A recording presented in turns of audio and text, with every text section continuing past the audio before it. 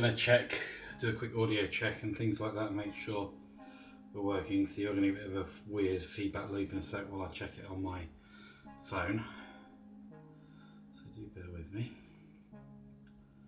Hello.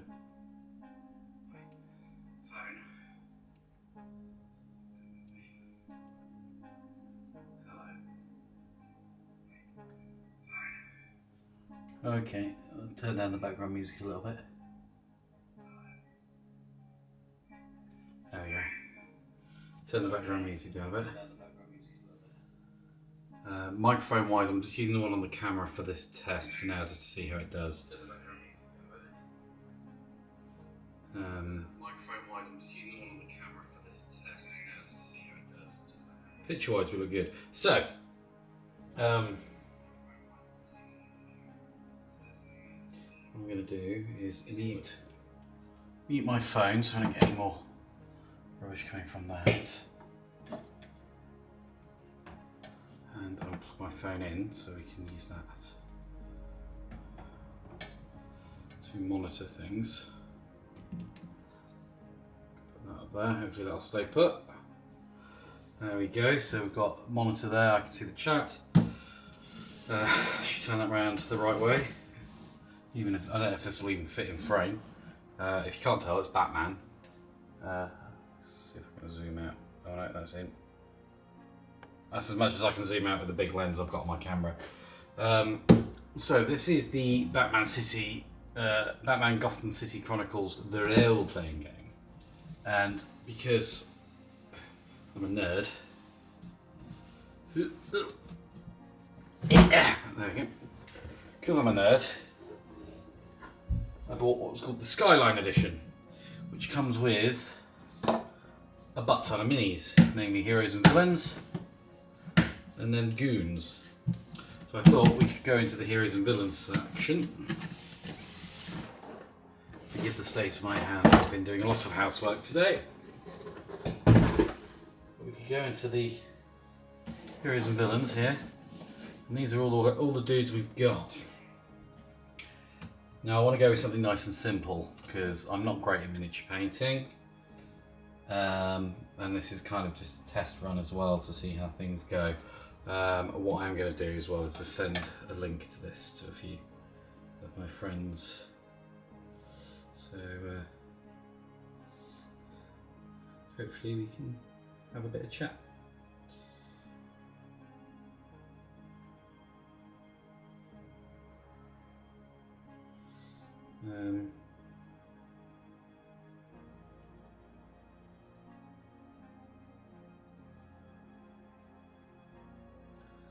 Who else might want to watch this? Put it in there on the off chance.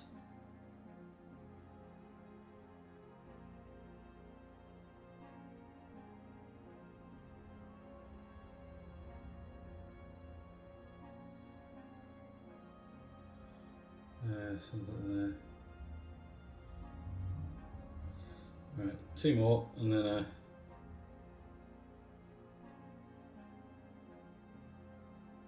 so there we go. I feel like that's enough people now being sent the link to that. What would be useful actually for this is if I could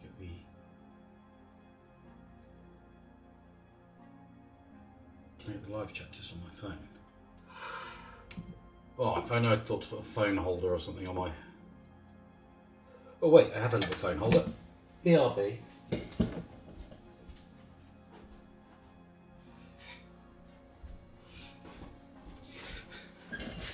Here's one I 3D printed earlier. So what I can do, if I move my dirty water jug, ignore that. Currently filled with paint thinner. I'll put my phone there on its little stand with the live chat on. I'll put my dirty water up there. Right, there we go. I can see live chat now. I can hopefully be heard. Everything should be good. We've got some nice gentle music in the background. Got lights on. I haven't put any water in my water pot yet, but we'll do all that in a sec. I also need to sort my wet palette out.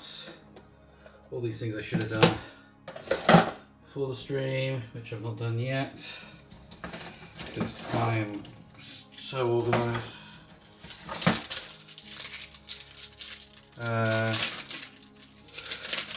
What you'll soon notice as well with me in the way I do mini painting, I'm very much all the gear, no idea. So I've got really good stuff for doing everything. I've got the wet palette, I've got some fairly nice brushes.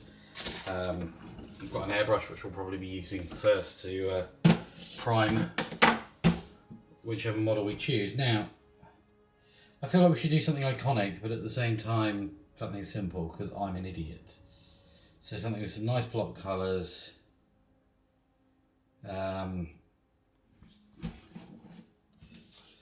Really easy would be Nightwing, because that's just blue and black, innit? I don't know, really, what we've got. I feel like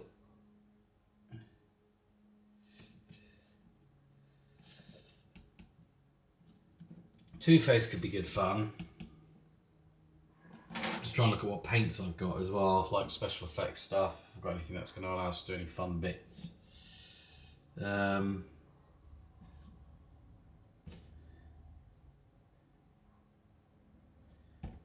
mean, I've definitely got all the colours for Robin.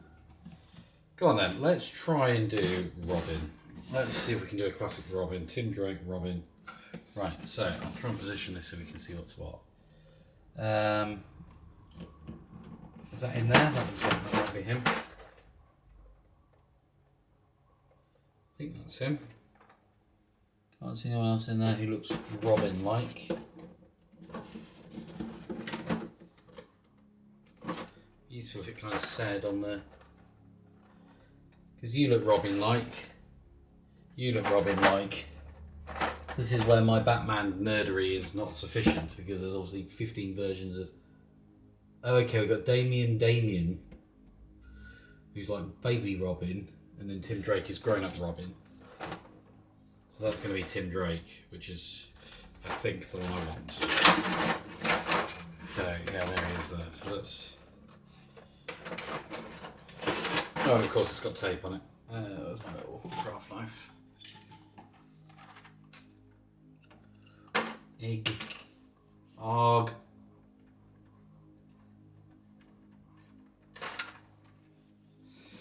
Obviously, when using a craft knife, it's important to always cut towards yourself. That is, of course, a joke. I am talking to someone else, and I've just dropped the lid for my craft knife. And there it is.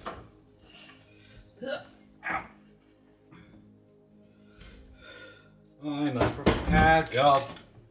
I'm a professional knocking over boxes. Right, there we go. Right. Oh, there's bloody tape on the top and bottom of there. Oh, for God's sake, I'm an idiot. This is going well, isn't it? This is why we do these things as test streams. So yeah, this the Skyline version of this Batman RPG. Right, there we go. Retriever Tim Drake. Came with like over 125 minis, as you can see. The amount of minis you get is rather insane. And I'm not usually one for using minis in role-playing games, but I enjoy painting them, so that's kind of why I wanted to get it. So here we've got, sorry, ignore my very injured thumb, I managed to burn it slightly earlier and now it's gone on with, so apologies. Let's get you zoomed-y. And luckily we can use my little mat here to kind of help me. So if I hold it here, it should be shut. Come on, focus. There we go. So that's what we've got. So they're quite nice little... Oh, there we go. Ooh, hello. Focus.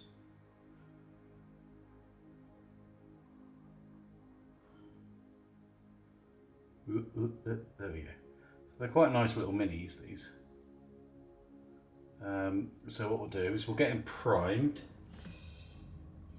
And then I'll probably do some what we call zenithal highlighting on him, because that's a really good cheat to instantly get things looking pretty good. So let's get him in one of our little... There we go. So yeah, what we'll do is we'll prime him first. If we do in black, like I usually do, so what we'll do is we'll prime in black, and then we'll just do like a little gentle white thing to kind of sample it. Apologies if the compressor is noisy. It's not going to be for long, just while I prime. Using my little squirty bottle here I have of black primer. There we go. Well, I've got product showcase on, so it should focus, but as you see, I think it's prioritising focusing on all these lines. Come on, focus on the thing. There we go. I'll just manually tell it to do it. Right, so yeah, we've got our thing here. Airbrush wise, I've got a nice brand. There we go. Harder and Steenbeck, which were meant to be quite good. So, because I got like a kit off Amazon which came with like this cheap, cheerful, generic one, which was alright, but they're just not very good. So I then bought this one, and they're about 100 quid. But it's got like, I'm not very good at airbrushing things, so you've got like primer mode, base, and then different levels. And that kind of stops you being able to, you know, overdo it. And then obviously you've got full, and what that does is it stops you, you know, laying it on too thick, essentially. And yeah, for a starter airbrush, these are brilliant. And it's also got a little quick release as well, which is really nice. So for a starter airbrush, let's tell you to, you still focusing where you want, yeah. I wonder if we should put something down on here to make the background less busy. I mean, it'd be good probably to put something down anyway, just to stop any overspray. Oh, I know what I've got. Bear with.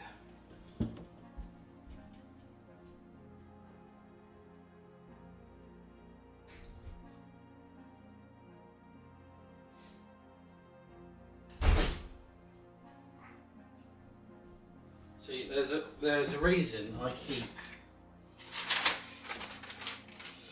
random packaging that stuff arrives in.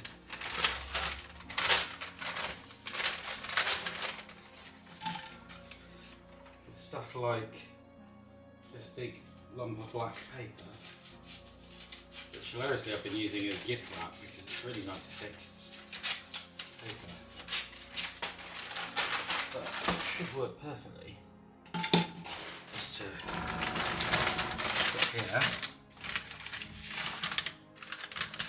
and hopefully will help the camera prioritise focusing on our model rather than on our squares. And test.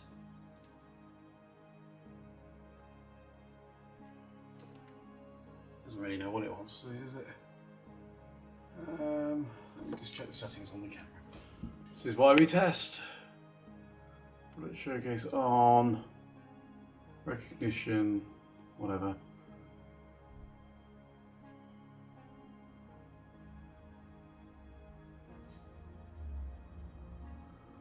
Steady shot.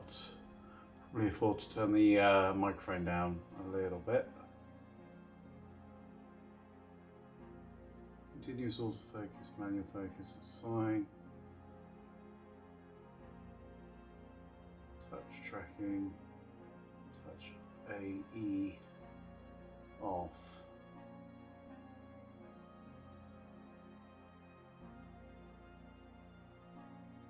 Let's put touch tracking on. I don't know. I don't know if it's going to make a difference or not. It seems to. It seems to be focusing on that now rather than on.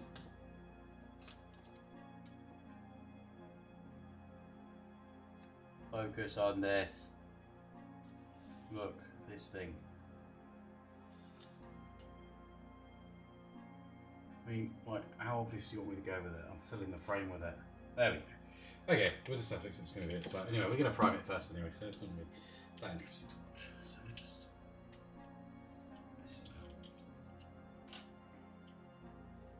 so, what I want is I want some paint thinner.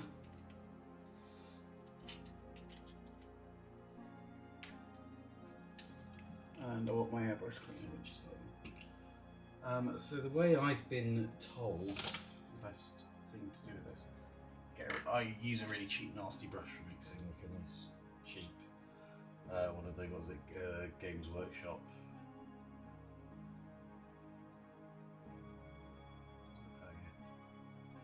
Focuses. There we go, Citadel Colour. One of the really nasty synthetic ones I've had for ages. I use that to basically mix stuff. So we'll put a bit of thinner through first, just to make sure my airbrush is working, which there we go, it very much is. And then we'll just a good squirt of the black primer. And then we're going to put the lid back on so I don't do something stupid. So I bought a load of these little squeezy bottles from Amazon, really cheap, and they're so useful. Because obviously then you can buy big bottles of like the actual thing, and then save yourself some money. So then what I tend to do is get the back of my paintbrush and I just give it a bit of that. You can, like if you're clever, you can block the end off and then do what's called the bubble through, where you kind of then make it bubble mix itself. And apparently the texture you want, it just wants to kind of just drop happily off your thing. So if I hold it like that, it should just kind of blip, which it is doing. There we go. It's holding onto the brush like that. Let's get it on. Yeah, there we go. So it should just kind of blip, which that is doing. What I didn't do is get anything to clean that brush. So I'll just do that, and there we go. Right, so we want to stick our little airbrush to prime mode.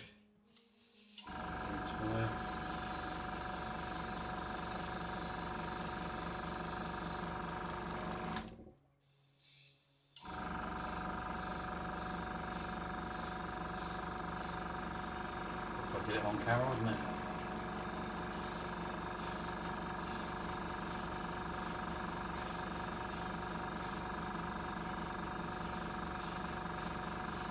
Looks like I may have thinned it out too much. Judging by the results I'm getting from that, so let's just quickly wipe that off.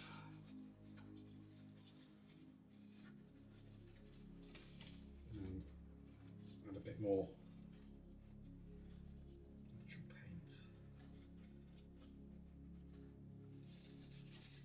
Yeah, I've made that primer far too thin.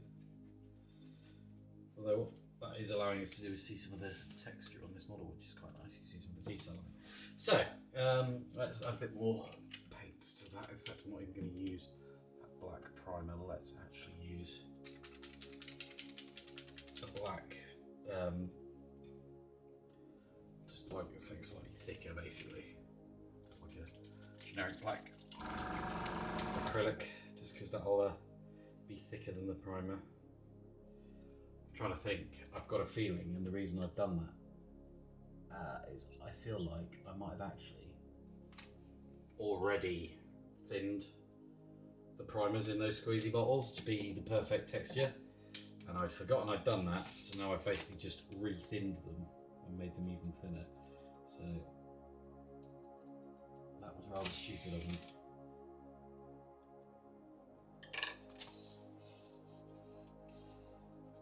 Let's just give that.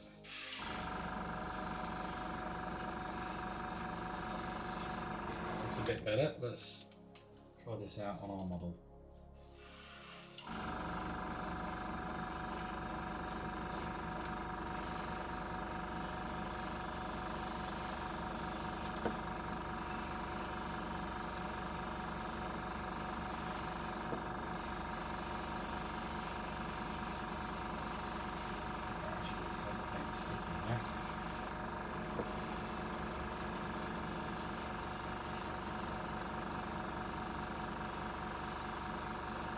That's better.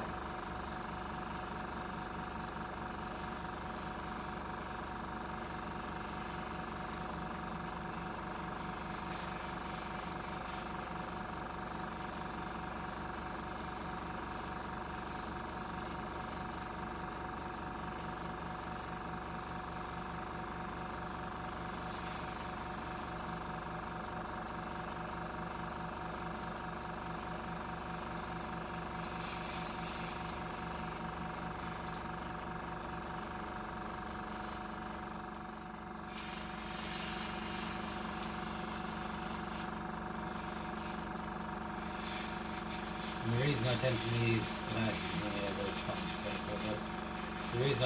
airbrush to prime rather than a rattle can, that I used to use, is because I don't have to go outside. Because I'm just using acrylics, which this also is. So I'm not giving off anything toxic.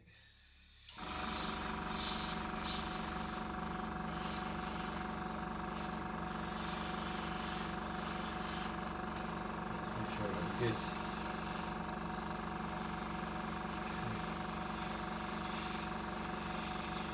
I mean, I'm talking through like I know what I'm doing. I really don't. So, if any of you do, and you want to point out all the things I'm doing wrong, please do. Always happy to learn.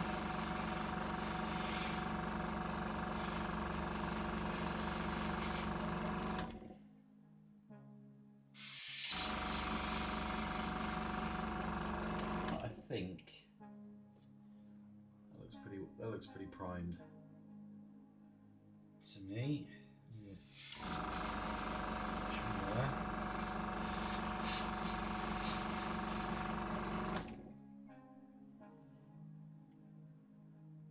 Yeah, he looks pretty good. So I'll leave him there just to dry for a sec while I empty my airbrush. I realise I've got loads of paint still left in there too. What I could do is prime a couple of other models while I've got so much paint in there still.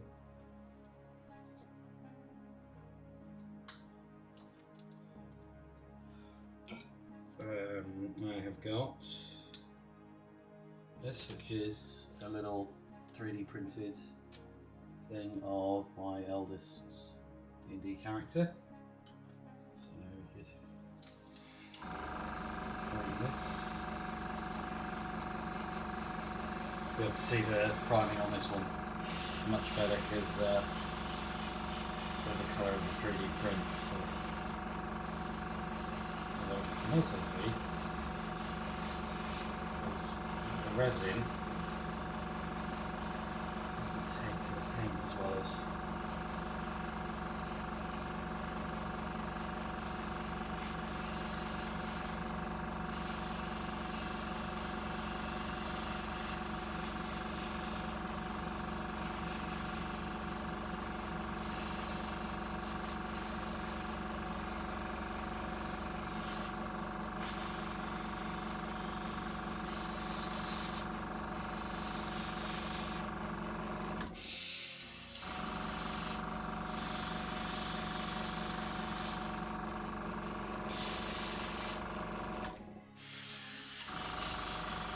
you can get silent compressors, but they're how much expensive.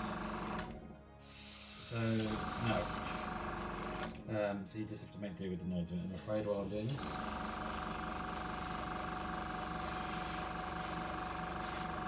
I'm not going to be doing it, I'm just going to use up the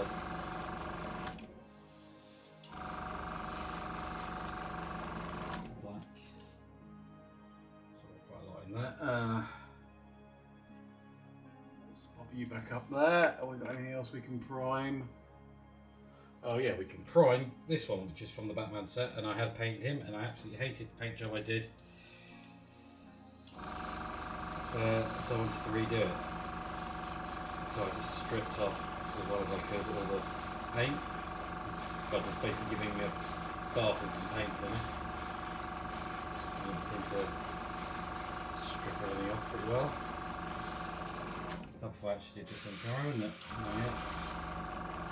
What I should do is zoom out a bit and takes the pressure wrong way.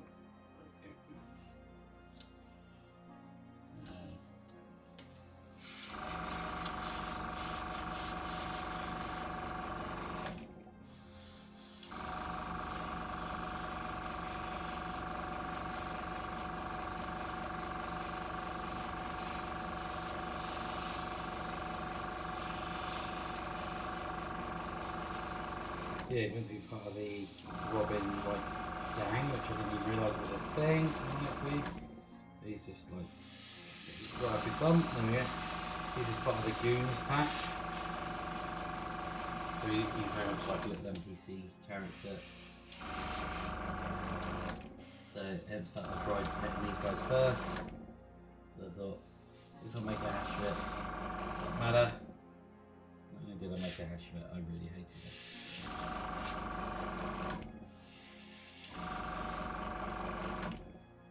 I really hated it. I want to repaint it. No one's repainting it. Right, I can't bother doing more primer. And priming paint is cheap, so I don't care. Let's just empty it. So this little gadget's quite fun. So to empty it, we just literally just spray it in there.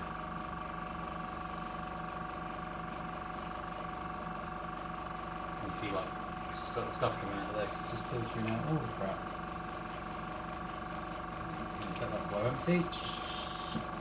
Yeah. Let me just. There's a bit of tissue paper around. This brush off. Got a chair with wheels on, but the carpet's quite thick, so you just squirt that airbrush cleaner in there.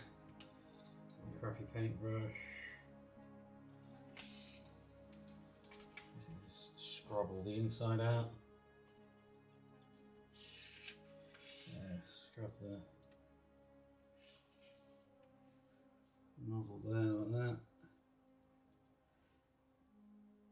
That's why these little holes are shaped like they are, so you can do that without potentially damaging the needle. And then what we're going to do is we're going to do the bubble thing. So what you do is you get a bit of kitchen roll and you block the end off like this. And then so you should start. There we go. And just move it back and forth like that so we're getting the whole needle. And I'll just clean up all the gubs in there. And we'll put it in there and we'll squirt the rest of it. When it gets near empty, I'll put half the tissue in and give it a good old wipe. Like that. And if you do this in between every thing, you kind of find you don't actually need to pull your airbrush apart and clean it very often because, as you can see by that, it's come out pretty clean. So obviously that's not all I've done there is pull the paint thing out, which is a press fit thing anyway. It's not, you know, it's not screwed in or anything. And you can see even in there where the needle is. So it's pretty clean there.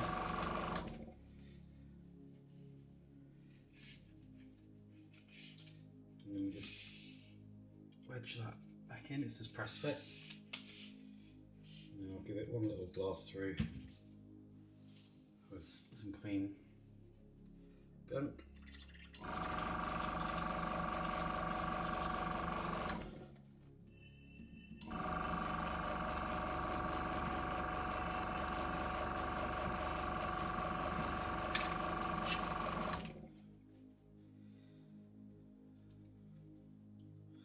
Final swoosh, and then what we're going to do is hopefully Robin will be dry enough that we can zenithal, which is my favourite cheat.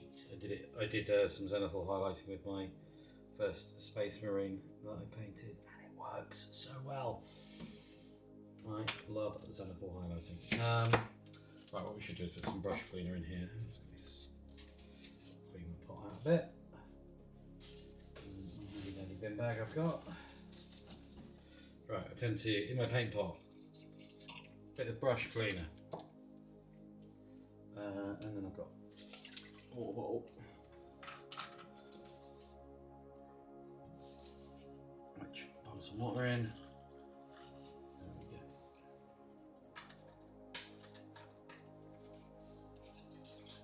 So now with some water, I can clean that. Cheap Nasty Rush, which I'm just quite happy leaving there because, like I say, it's Cheap Nasty Rush and I don't care. Right, so let's just, it's a bit sticky. I am lazy. Can we dry you off quicker? Hang about.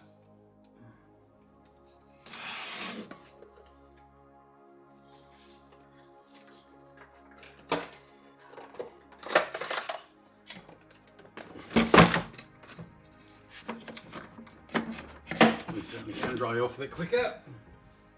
I have an air duster. So let's pop him back on his lip.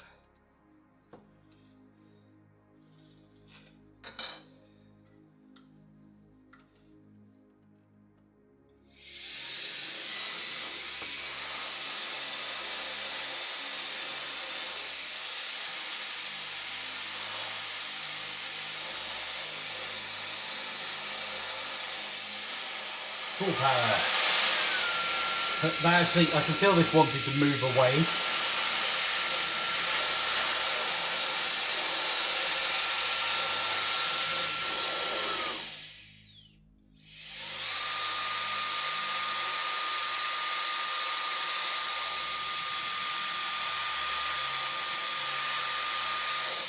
Right. Yeah. Cue up there somewhere. Very handy.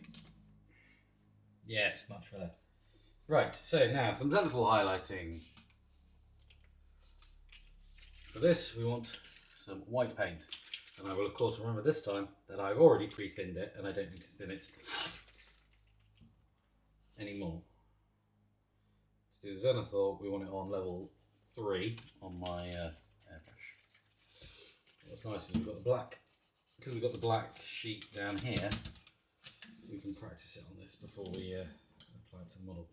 Let's shove this forward a bit more if I can, so we can have less of the lines, because I think those lines really confuse the camera into like, I don't know what to focus on. Right, you don't need a lot of this paint, because you're not doing Zenithal highlighting, you don't do a lot. So, just a little bloop. Be plenty. So what we're doing with this, so I'm led to believe, and I realise that I'm tutorialising this, and I don't know why, because I don't know what I'm doing. I'm the one who needs tutorialising. Yeah. Look at that, perfect consistency already. What we're doing with this is we're kind of looking at where the light comes from. So what I'm going to do is I'm going to turn off the side light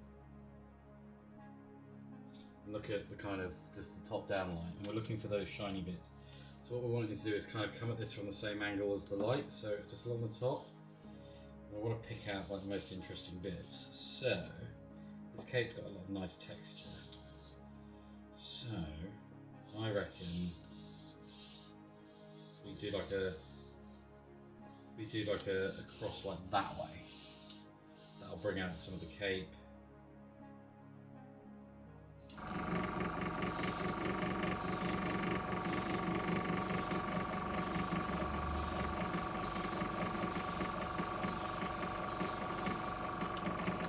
Like that. So all we're doing is we're just bringing out some of the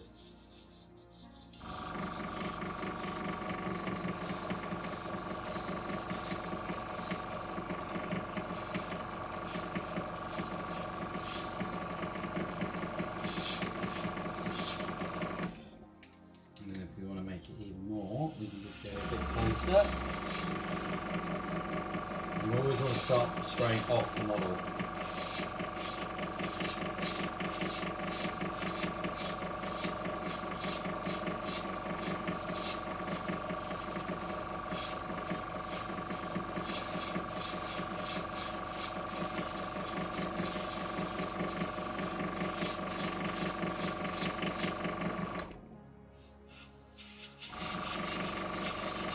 Near there.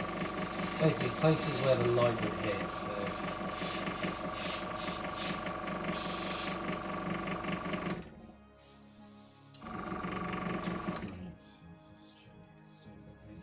Oop, God, there we go.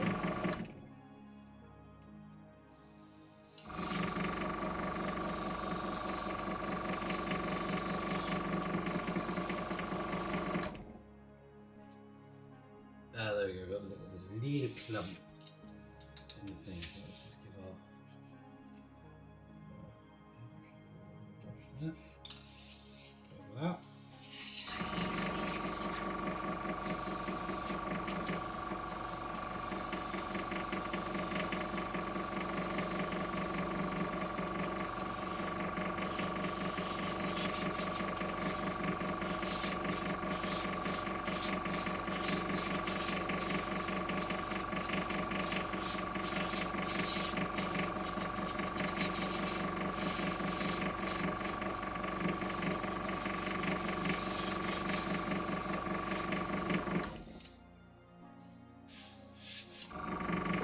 There we go, and that is the zenithal highlighting done. As usual, spray out the airbrush.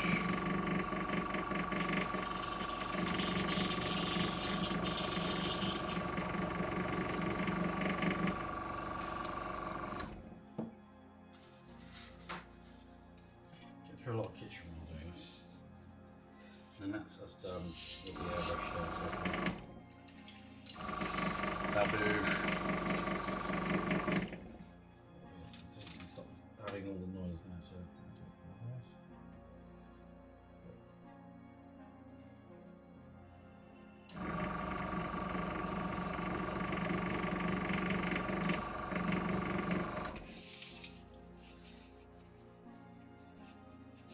right, let's go cleaning the airbrush. Paint looks lovely, spotless.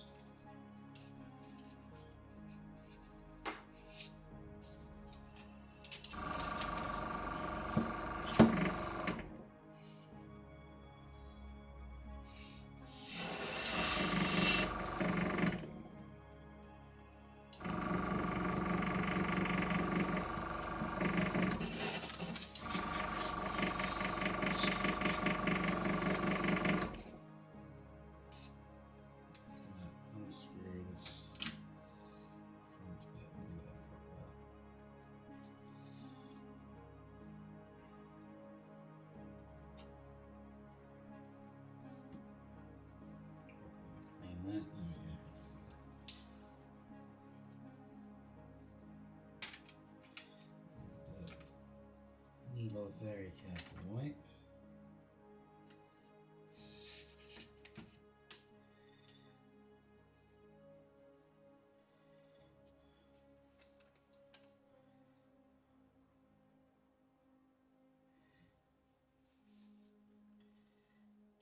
Needle's not in there. Let's get right in the nooks and crannies of this bit.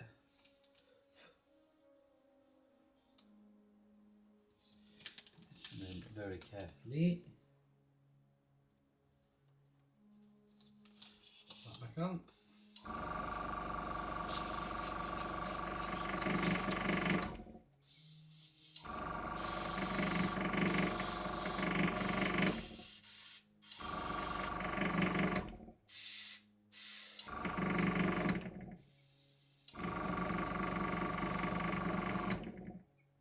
Cool. It's nice and clean. Lovely. Pop the painting back on, stick the airbrush back in its little holder up top, switch off the compressor, which is quite warm. Airbrush cleaner lid on. Noise as I empty the remaining air. There we go. That's all done. Done and done. We can turn this light back on now as well. And I don't need that anymore. Beautiful. Beautiful. Right. So now we've got our primed Robin with some zenithal highlighting. So what you could do in theory now, if you did it, if you had some contrast paints, which I have got, but are not the right colours, which are also known as speed paints if you use Army Painter rather than Citadel or whatever. I've got a few different ones.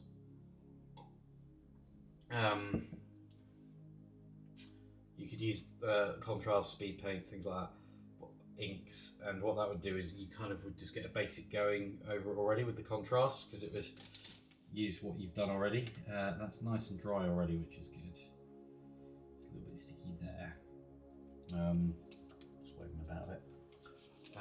So what I'm going to do is I'm going to get my little blowy thing on it, but I'm going to mute the mic this time because I'm nice and I'm going to remember to do that. So bear.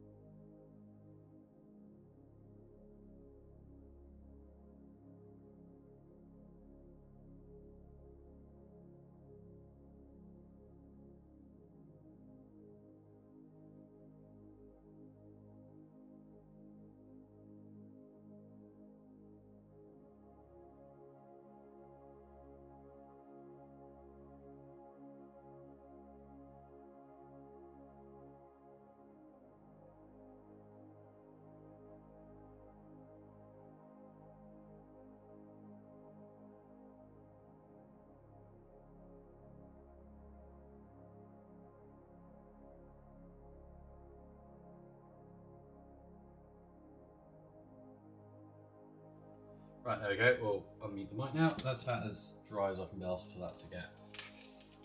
So, I'm going to try zooming in now, and I'm going to try and remember to keep everything nice and in shot. So let's bring my wet palette over here. So, what would also be a good thing to do would be to get a good picture up of Robin. So, let's get my... So I've got a little light holder opposite me on my desk for this tablet, so I can, I don't know, either watch YouTube or whatever. What I didn't think to do with that holder though was put a hole in it so the charger was reachable. So, you know, clearly not that smart. Put that way, and then you can go there. And then I kind of know that this is my work area here. In fact, I'm going to zoom out a little bit because that's a little close, and you can see more of what's going on. Right.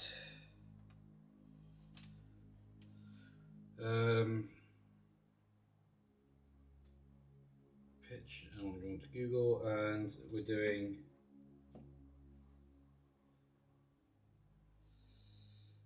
this is Tim Drake, Robin. Can you remember which one it was? Yes, it's Tim Drake, Robin. Tim Drake.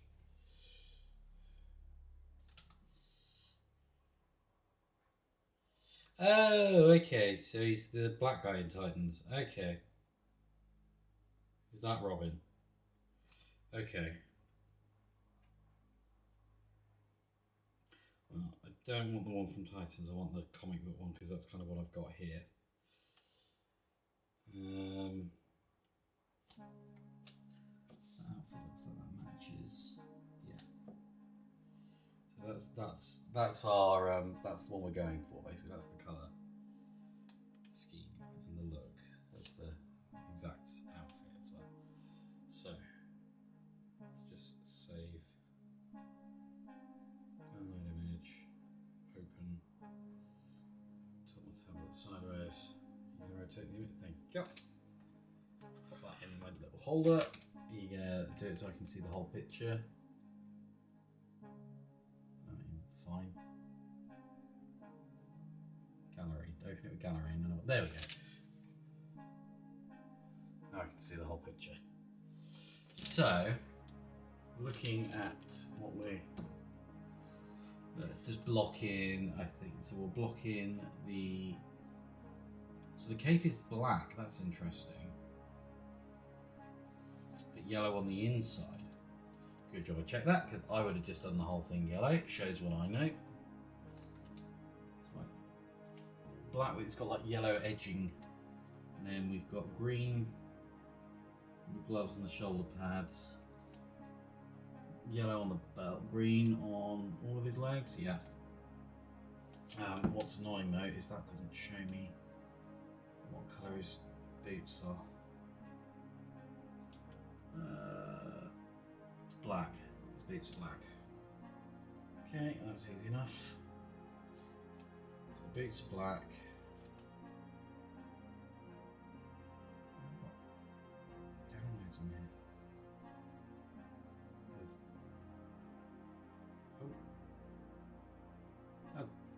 main thing. Nice. Watch a film on it. I bet one of them was Despicable Me from the kids. So yeah, we've got black boots, green. So I think what we'll do. It's because red often needs a couple of goes over. So we'll get some red first. We'll put all of our colours on our palette. So I'm going to use this one here, Game Master Neutral Red or whatever. We'll bung that one on. What we'll do is we'll block out his vest with that. It basically goes down to his pants. It's like a swimming, like a leotard basically. Green, Elven Green will do perfect. Angelic Yellow. So we've got all the colours. So basically, we need a blob of red.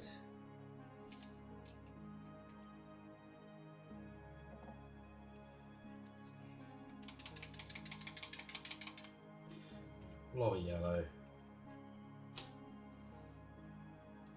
Oh god, that was blocked at the end, so we've got a lot of yellow. Whoops.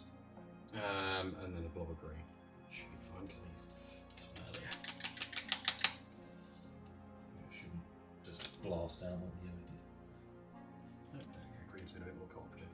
Nice bright colours. I'm not trying to be realistic with these. I'm kind of trying to keep it comic booky. And we're just basing. So when we're basing, I don't tend to use anything posh brush wise for basing. I tend to just go with just whatever this is. Game Master starter brush, that'll do the job. Let's move this one out of the way. Don't want to use my nice Kolinsky sable brushes until we get to doing any detailing. I still use the mouth technique for shaping my brush. So we do the red first, so let's get that.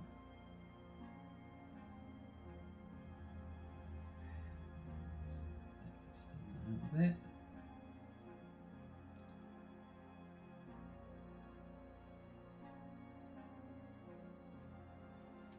And for the base, we'll just test it on our thumb. That looks like the perfect consistency for a base coat. And I've just had my phone vibrate for some reason. Trying to get a hold of me? Sorry, message. No. Okay, cool. So then, let's just start putting paint on plastic. Why can I hold this where you guys can see? There. It works.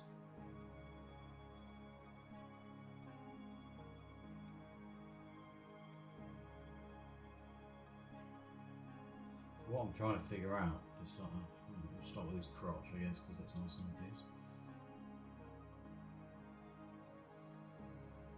What I'm trying to figure out is where his like leotard is here, because it looks more like a t-shirt.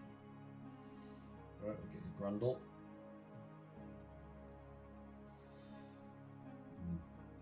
Luckily, the bit where his belt is nice and obvious what's what. Now, the reason I'm doing the red first is you always end up having to do a couple of coats with red because it's one of those pigments. It just doesn't seem to, you always end up having to coat it a couple of times. Reds, oranges, yellows. Greens and blues tend to be fine. Reds, you always end up having to do a couple of times. So I'm doing this one first because then by the time I've done the others, this one will have dried. We can come back and give it a second coat.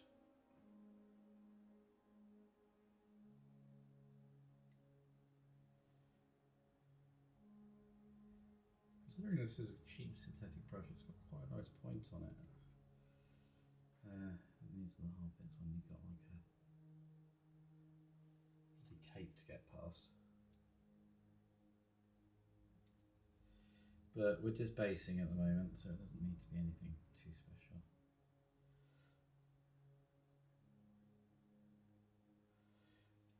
Okay.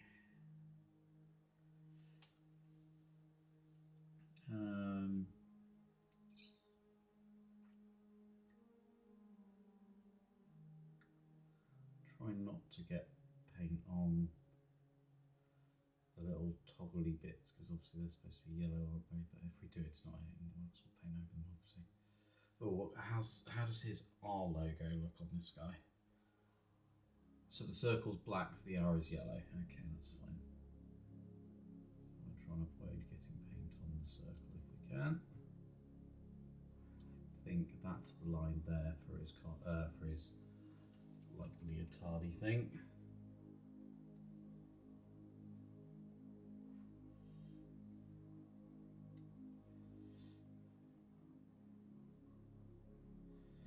Robin's probably quite a good choice because it's nice bright block colours.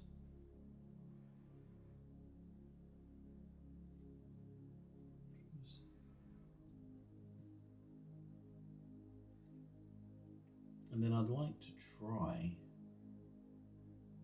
do some proper like highlights and stuff like that, but it's not my strong suit at all. I'm not naturally artistic, especially when it comes to painting. I've always been crap at painting, but I think why I'm okay at miniature painting is in like I can do a passable job because it's lots of precision, and precision is something I'm not too bad at. I've got pretty steady hands, and I always like to do fiddly things. Like when I used to work at Timpson's years ago, I used to love doing like watch repairs and phone repairs because it was like intricate and fiddly. I used to love doing stuff like that. A lot of people didn't. A lot of people used to shy away from stuff like that because they didn't like the intricate fiddly things. Whereas I think that just, you know, tell me you're OCD or autistic without telling me you're OCD or autistic. I think I very much just, my brain just, you know, it scratched the right part of my brain, did that kind of work. And like things like shoes and that just didn't get me going the same way repairing a phone screen or replacing little cogs in a watch did. Don't get me wrong, occasionally I would really enjoy doing a pair of shoes, but it was only if they were like completely knackered and then they bring them in and then I get to like rebuild them and essentially give them back these completely, almost look like a completely different pair of shoes. That was always quite satisfying. But for me, it was all about the techie nerd stuff and the precision like watches and stuff. I just absolutely adored that. And I still leap at the chance now if I can to repair a friend's phone screen or things like that. I rarely get a chance to do it these days.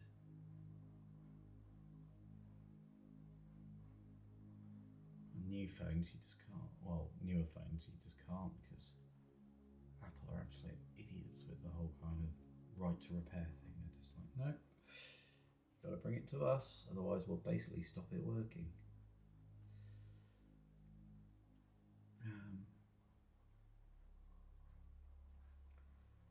Alright, I'm going to be able to go straight on with the second coat while we're doing this because it's taking quite a while because these minis are probably the smallest ones I've worked with to date. I'm not used to painting ones quite so small as this.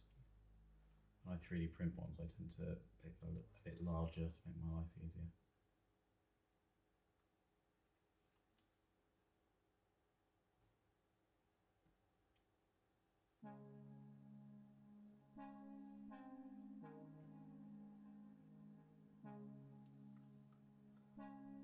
But so far, I'm doing a better job with this than I did with that little dude that I'd said I'd cleared off and we reprimed. He looked crap. There's this guy's already feeling like I'm doing a better job. Oh, there we go, there's the brush split. So that would indicate to me that I need to re-wet the brush.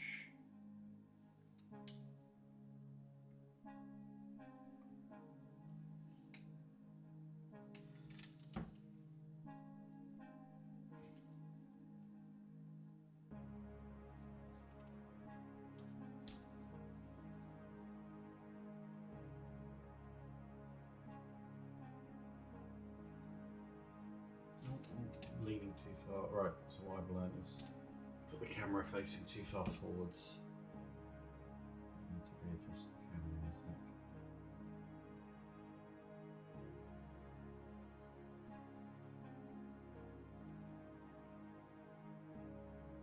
It was very strange to be taking this much care and detail over Robin's package. Problem is from the front it's kind of the most prominent red bit. So.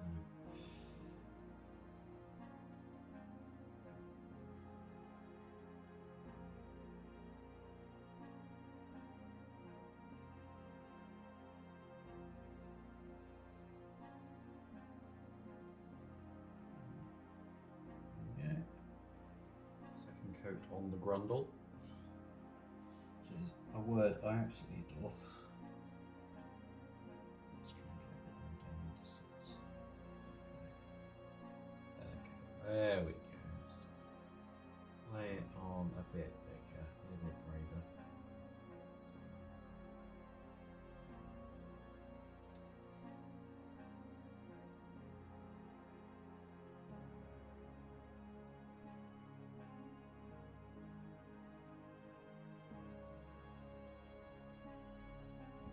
Oh, move it away from the camera again. Oh, this is hard.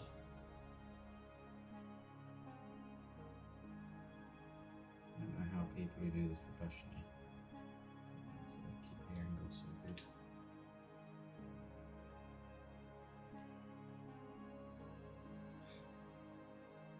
Some of the ones I was watching, they were using just like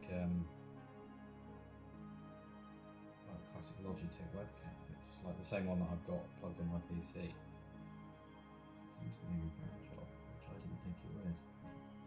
What I maybe should have done was just go get that and trust it instead. I'm using a Sony SLR with a nice lens, like a massive 70-200 lens on it. But so I could, if I wanted to, get some really nice close-ups. But what I'm realising very quickly is it doesn't give me a lot of space to move. But it's all part of the learning process now. How to video this and how to stream this.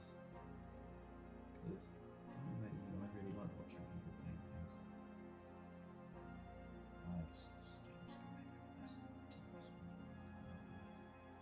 I find watching people paint stuff, just hobbying streams in general, really very relaxing. Almost as relaxing as I find the actual painting process and stuff. You can tell because my voice has gone all relaxed. Also, happy Father's Day to fathers out there. Dad, if you're watching from the link I sent you, happy Father's Day. I did get you a gift. I had to work this afternoon, so I'm sorry. I wasn't able to see you, but I will see you soon. And for context, my dad does live about a 2.5 hour drive. So it wasn't a case of just being lazy and not just popping down the road. He's a long way. So not really a case of being able to pop down the road, sadly. But hopefully my little bro Charlie went and called in. Which is Charlie actually. Was saying that he should be revising for his exams because I believe those kick off next week. So he does alright in that. GCSEs, everyone's 16-year-old life.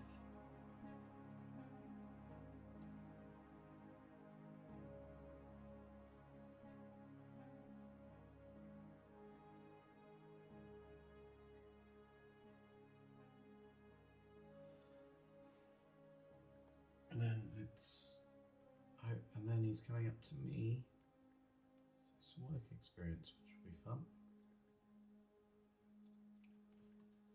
And I've actually managed to organise some work for him to experience.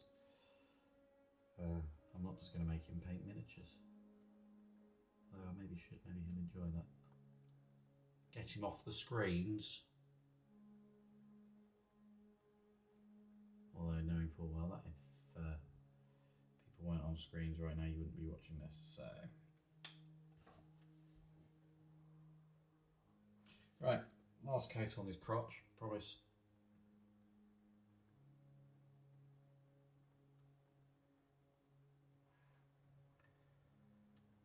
Stick my tongue out when I'm concentrating. It feels weird to do it while I'm painting someone's genitals. They've certainly armed him, haven't they? He's got a bit of a packet going on there, hasn't he? I reckon Robin's stuffing. I reckon he's wearing 2 pairs of socks. You heard it here first, ladies and gents. Tim Drake wears 2 pairs of socks.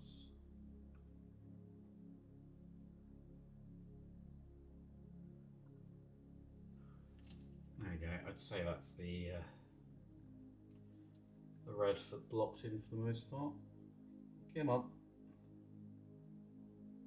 Do that thing that people seem to do. Seems to help.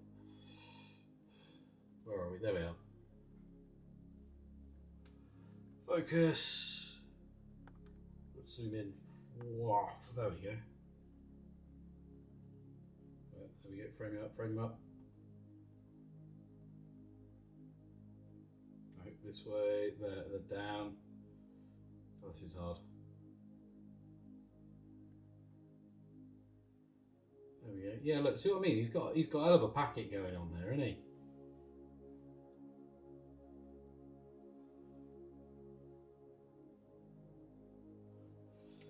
Do you think that needs any more?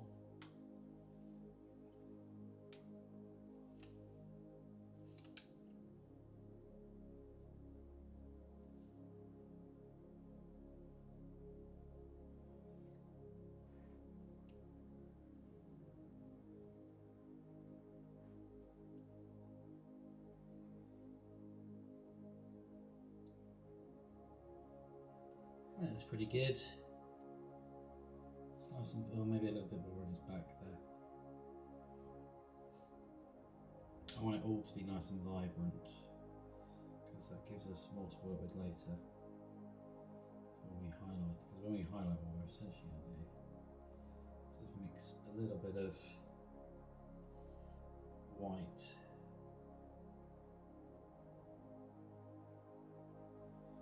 into this red.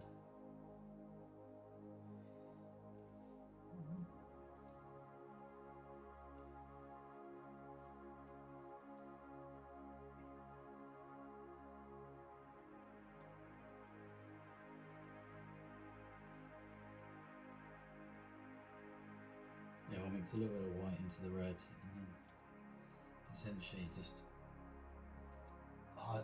do something to make highlights happen. Like I say this like we're going to just do this and then this will happen. Like I know what I'm doing. I haven't got a clue. But what I do know is that's the red blocked in. So well done us. Good work team. Red has been blocked. So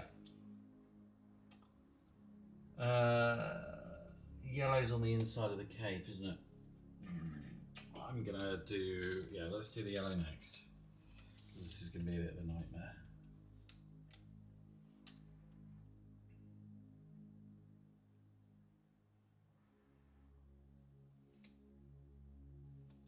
That definitely needs some thinning out.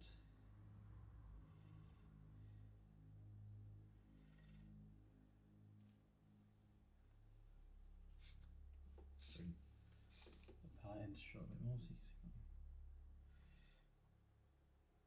I'm working with. That's better. Right. That's going to be our biggest patch, isn't it? There we go. So let's just start whacking some yellow on this.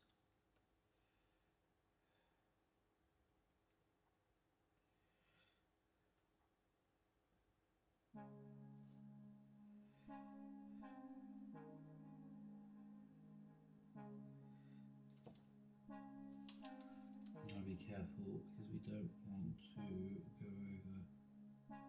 That's the side that's meant to be black. We want to keep it very much the right side.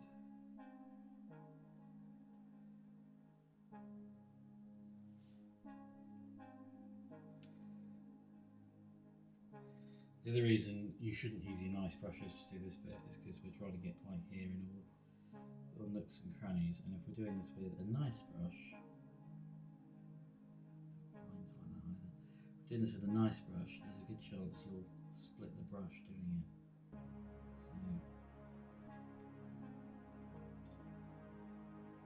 use a brush, though it doesn't matter if it splits.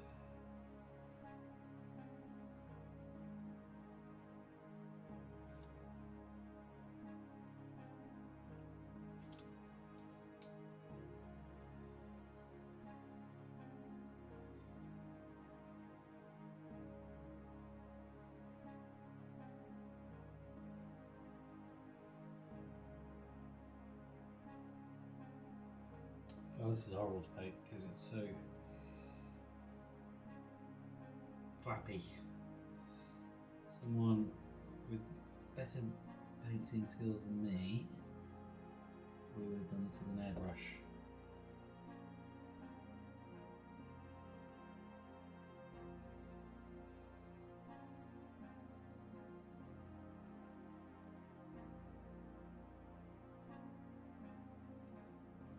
But this is also a really horrible colour to paint onto black because yellow onto black is never.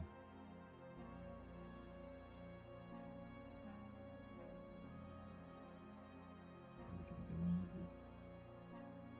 I'm going to have to do a few coats of this.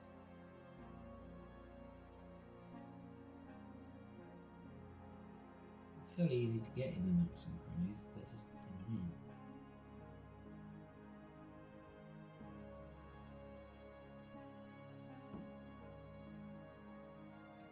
Be a little bit careful when we're getting up to the top.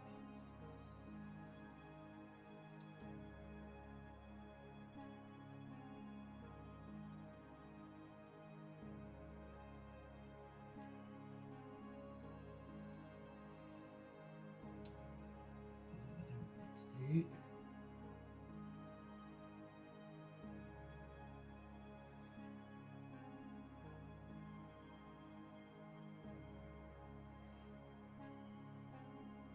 Let's get paint on the red.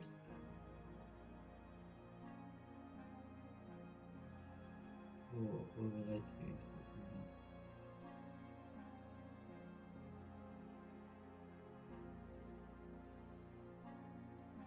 Yeah, prime example here of where I wouldn't be using nice brushes. Because that would split your brush like a absolute bastard, that would. I'm not worried if we get the yellow along the rim, because looking at the picture, it does have like a yellow rim.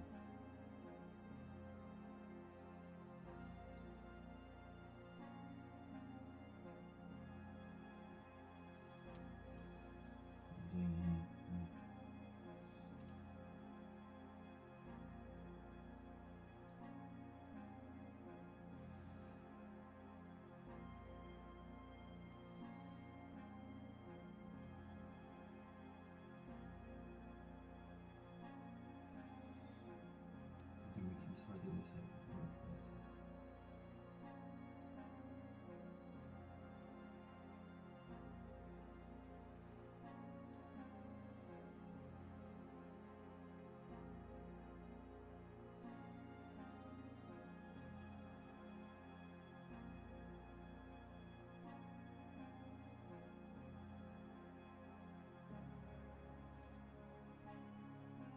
Here's the black later to very much hide the crimes, because along this bit here we want to kind of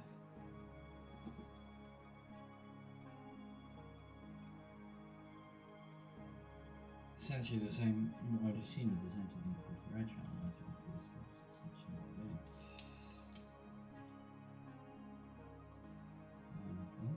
That's a side of his cape there that I completely missed.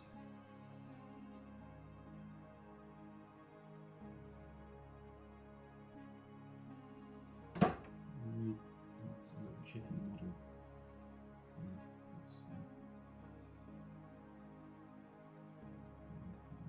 Absolutely flawless. How many of these? I think how many of these they make. They're pretty bloody brilliant. So.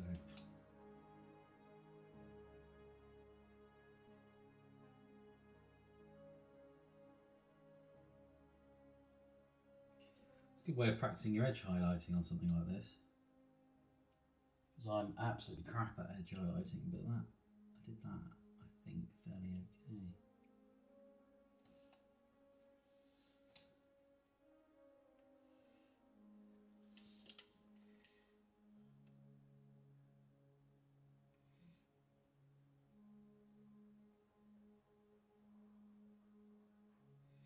My 3D printer whirring in the background. To further my nerdery, I'm currently in the process of tidying up all my board games. And part of that process is printing inserts for a lot of the ones where they have really crappy plastic inserts. Everything just falls out.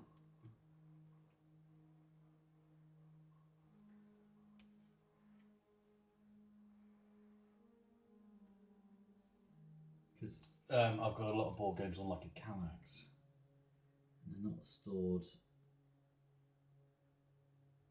on their bums, pointing, you know, the lid's on top, which is probably how they should be stored. But I can get more of them on the shelf.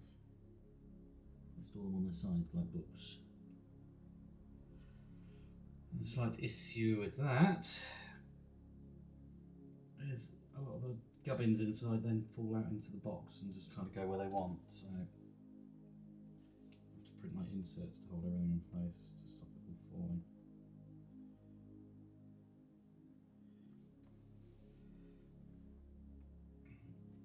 Right, so we're back on this side. And I'll brush off. I'll use a slightly thicker paint now.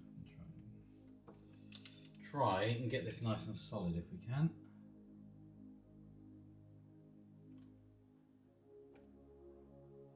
If it's worth using a bigger brush for this. Right, yeah, I think so. So then, babes, that was the Games Master starter brush. I think that's served us well so far. We'll put him to one side because we'll probably use him again later. So what we're going to switch to now, in fact, I'll pop him up there where I can see him. I'll have a quick swig of Coke. And then, darlings, what we're going to switch to is, I think,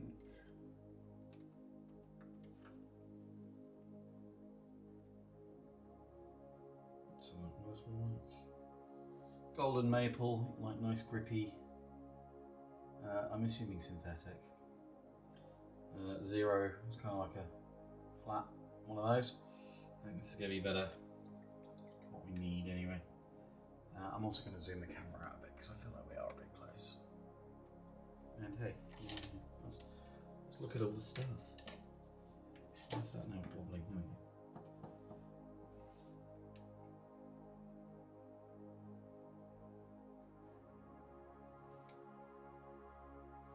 See, that's more like a glaze I've got going on there.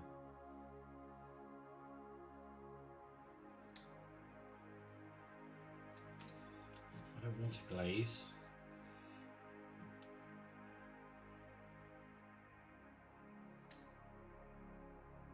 That's better. Just take from the main puddle. Oh yes, yes, here we go. Now we're cooking on gas. This is going to speed things up a bit. Just got to be careful though, because one thing this brush is not is precise. But let's be honest, that's not what we're trying to do right now. We're just trying to get the colour on.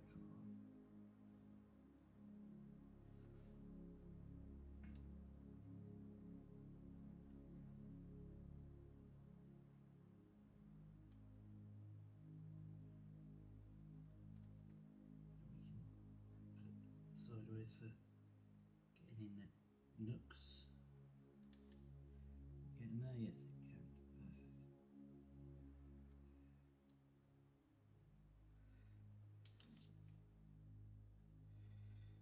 Perfect. Still going to take another couple of coats, isn't it? Yellow is one of the worst colours to paint.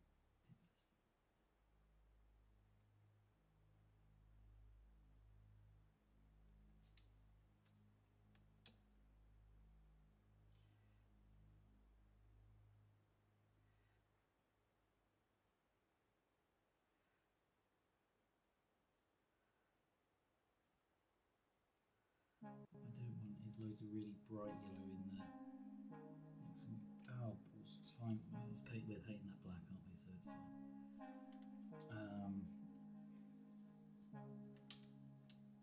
Yeah, I don't want loads of fine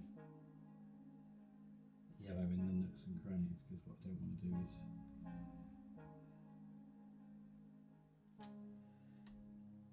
have the nooks and crannies highlighted when they should be in shadow. So what we'll do with the nooks and crannies later is we might go in with a really fine brush and actually paint them black, so nice and dark. But they should kind of naturally do that anyway, so we might not have to. There's no point painting if we don't have to. Ooh, got a bit of balls. Panic, don't panic.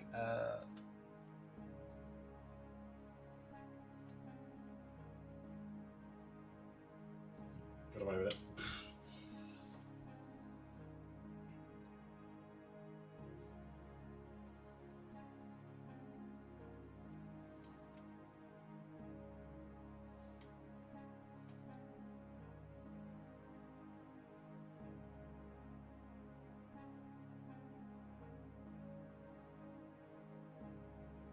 I think the reason that's still not settling on properly is because it's still wet.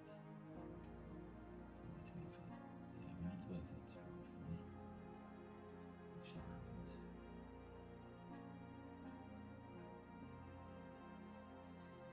So let's just make sure there's no globs of paint, because what I don't want is it's dry and repeat.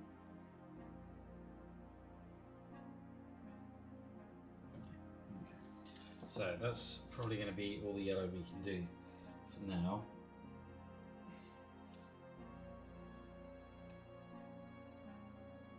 Oh wait, we can do his belt.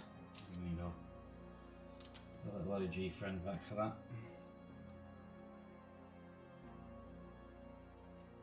So why have I gone to red?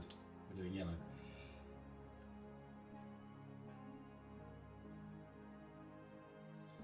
Right.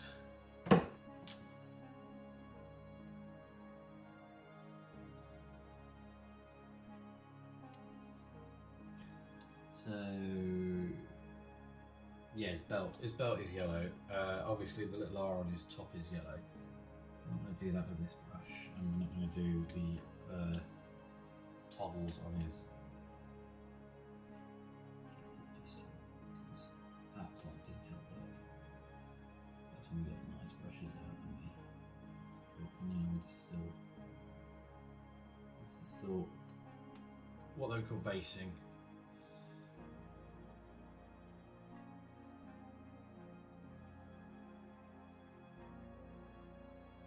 A lot of people who, apparently when you learn to mini paint, you learn at like a Games Workshop or whatever.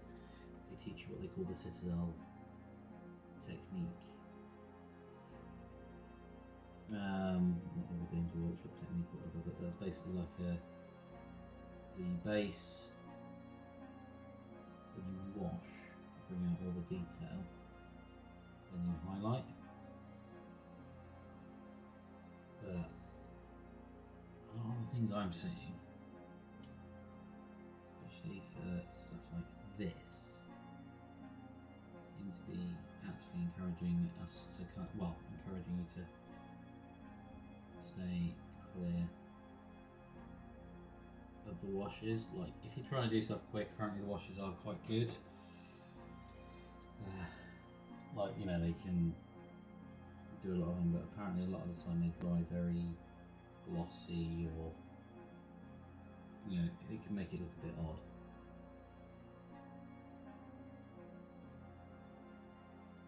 So I might, and usually I rely too much on washes. I fall back on them because I think, oh, this is going to hide the crimes, or suddenly make everything look good. And for a while I was referring to washes as the, oh yeah, the make look good paint. A bit like reverb or that. You know, when you're playing live with a guitar or if you're singing, you want to sound better, put some reverb on it. You want to make your paint model look better, a wash on it. The purpose of a wash is to like basically keep all your highlights the same, supposedly, but get in all the nooks and crannies and add some contrast, you know, darken the areas that should be dark.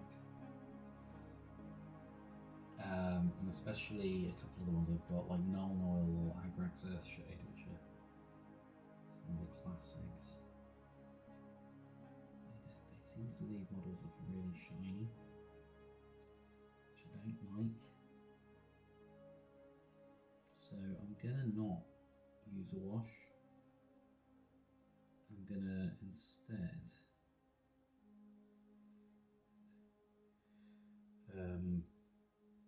do the darker bits manually if I can. Similar to how you would highlight, I'm essentially going to low light, which I might not need to because I've primed it black. Hopefully the low lights will sort of do themselves.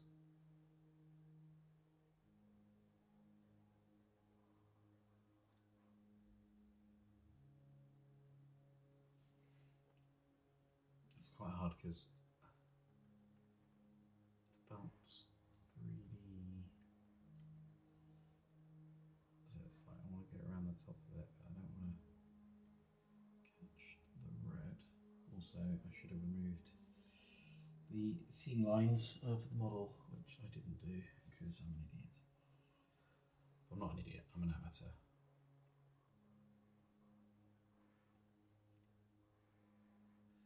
But I've noticed it now, and I know for next time. So let's focus on the positives we have learned.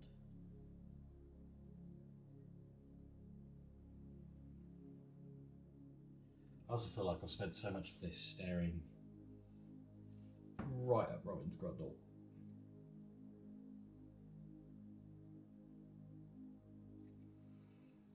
We are going to have to touch up the red a little bit, I think.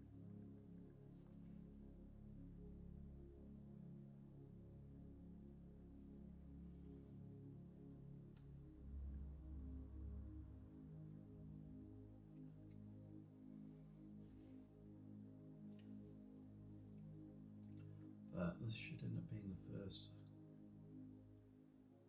one. Oh my, what's the printer finished? It's gone quiet.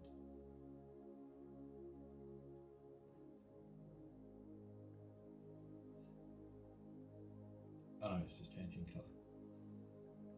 Yeah, this should be the first of these Batman Gotham City things.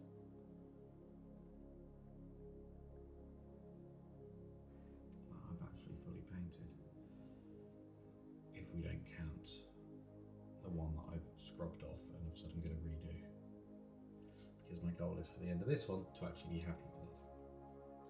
Right, so that's that yellow around there done. So let's just quickly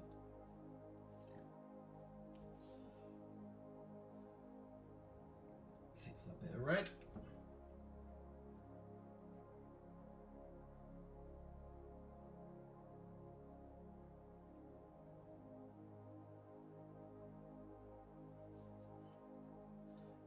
He's asked to do a new count.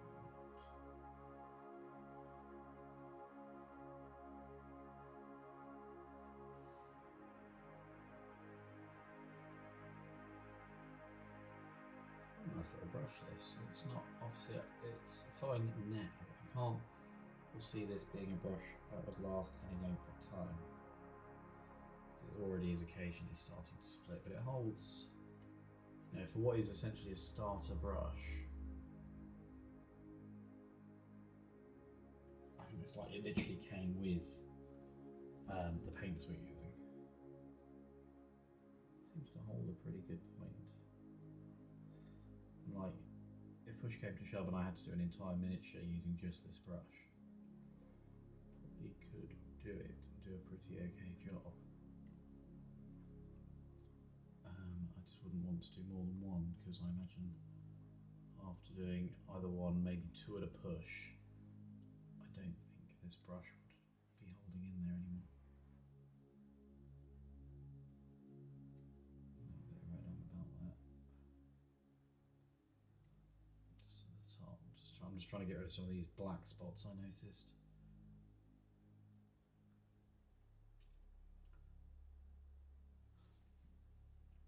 It's going to be fun doing the highlights for this, because I think there's going to be a huge amount of them.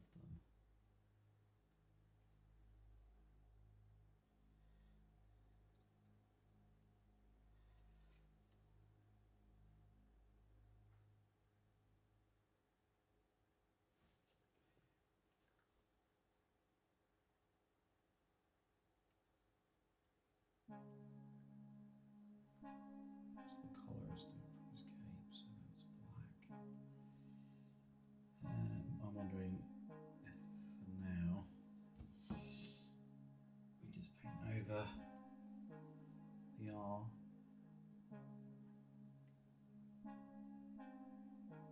Yeah, let's just paint over it. So save us trying to paint around it. This means we can get the paint on properly, because we're going to detail that later. That's a job for futures.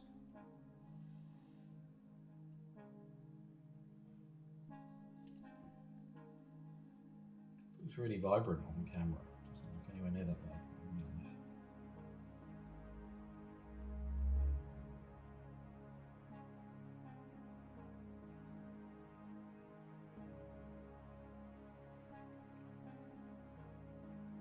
One of my favourite painter people to watch on stream, if they are doing it, which I haven't seen them do a painting stream for a while, which makes me wonder if they're still doing them, because they seem to be just doing mainly gaming streams at the moment. Which is, you know, it's fine if that's what they want to do. I'm not, you know, it's not my job to tell them. I just really miss them doing the painting streams because they were very good at it, and that's Johnny Chiodini from Oxfordshire. They're the Oxfordshire DM. They used to work for like Eurogamer and then Dicebreaker, and then they branched out on their own channel now, which is just youtube.com/Johnny Chiodini. Good luck spelling it.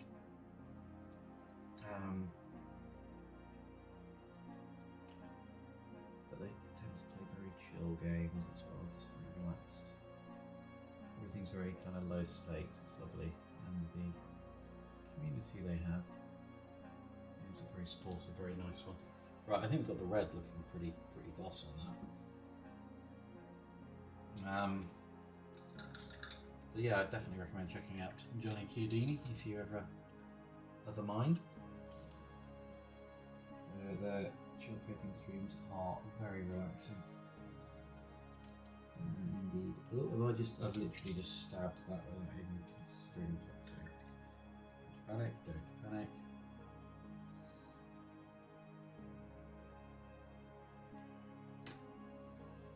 I'm gonna get to that. Yes. So I'm gonna paint over it later. Oops. When your hand just kind of goes, and I'm going over here.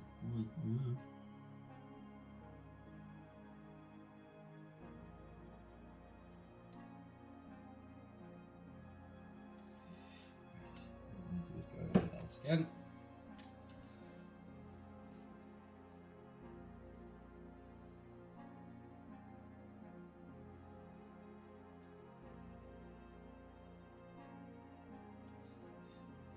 keep checking the camera to make sure I've got the mini hole in the right place. Can't see it, so it doesn't help on not accidentally occasionally painting something, because I take my eye off the ball, don't move my paintbrush that far away, and then I'm just jabbing paint somewhere.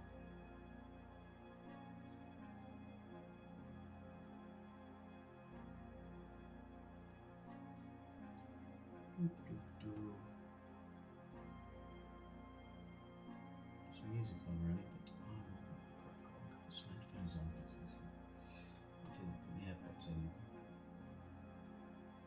This is some tunes while I'm doing this. It's a bad shout, so we'll leave Robin now. Take the brush off. Done with this brush again for a bit, because I'm going to go back to the big brush. Try and get this yellow done in all. Where are my AirPods? Ow!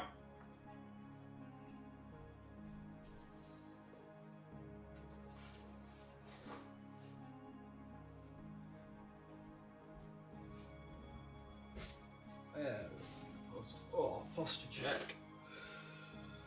Oh, how to paint with it. Oh, it's probably the chair. Ah, there we go. The chair was far too high. Right, headphones going on. Oh, that's weird. I forgot I've got the YouTube playing.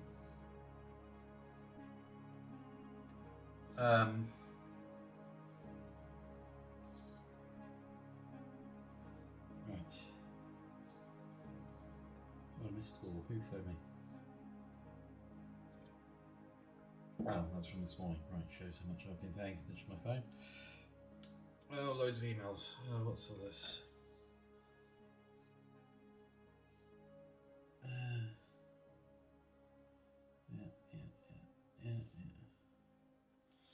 Nothing interesting. Monzo, what do you want? I just want to cut my music. I have a bit of a weird OCD thing about notifications. I hate having notifications everywhere. Just pees me off. Okay, right. So that's done. That's done. Right. Apple Music. I'm going to carry on listening to Amazing Devil. Oh God, that's loud.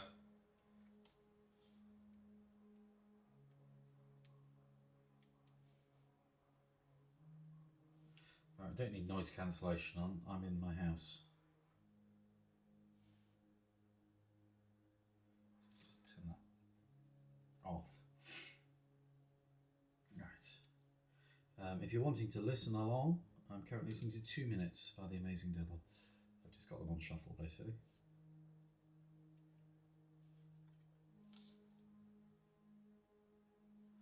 Ah, nice. So we've got some nice chilled music. So apologies if I randomly end up singing along or listening to the music. Or if I just go completely quiet, because I might forget that I'm live streaming. And then it'd just be a chill painting stream with nothing really happening. But some people might want that. So.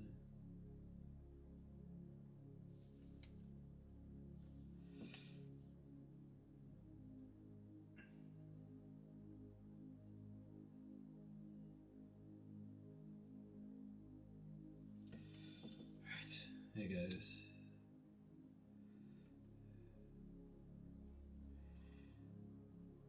How can we make this look smooth? There's more layers, I guess. Yeah, because it's already looking better. So yeah, I think we just gotta keep piling on the paint.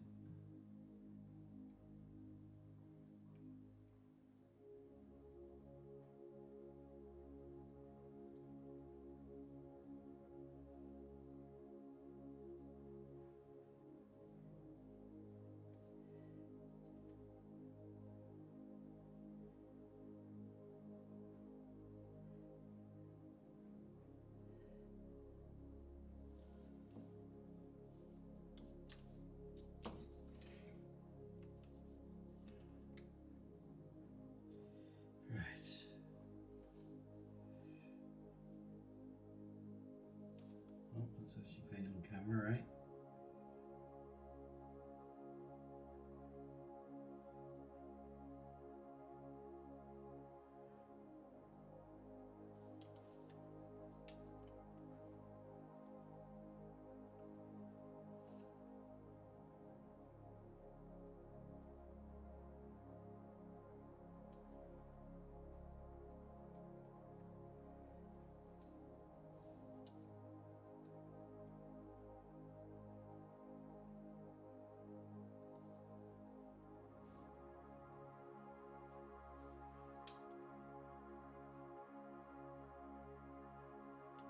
Oh, it's really hard to get in there.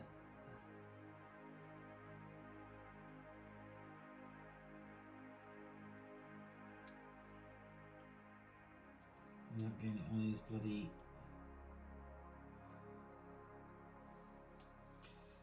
I've got it on his arm. It's fine, we're going to paint over that.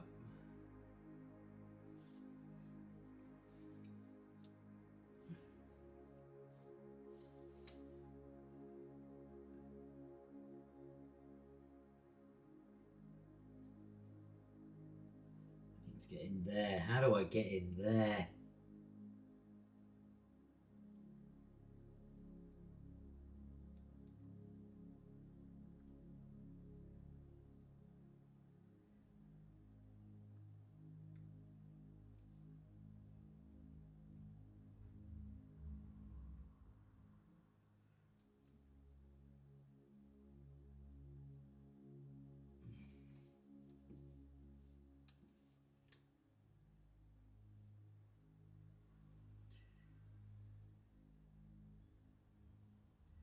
We can write a hash to this edge now as well, but it's fine. We can, because we're going to paint that black, so that's easily going to be covered.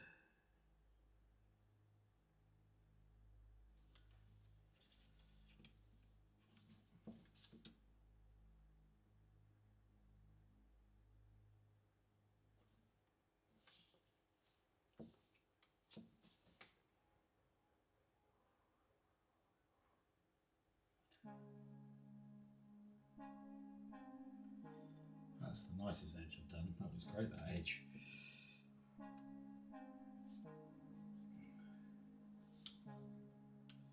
Right, let's do the green all the way first, right?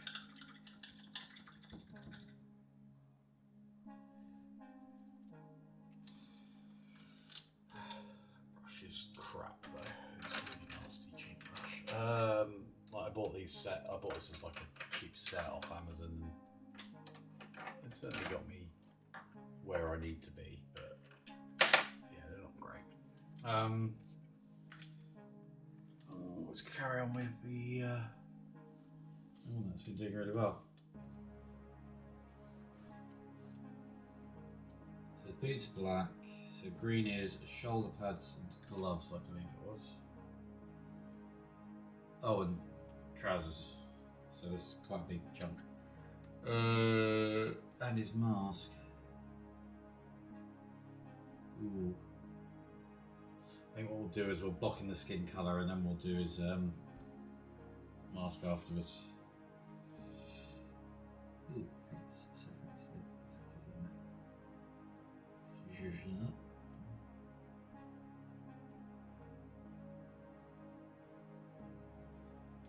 it's a nice green.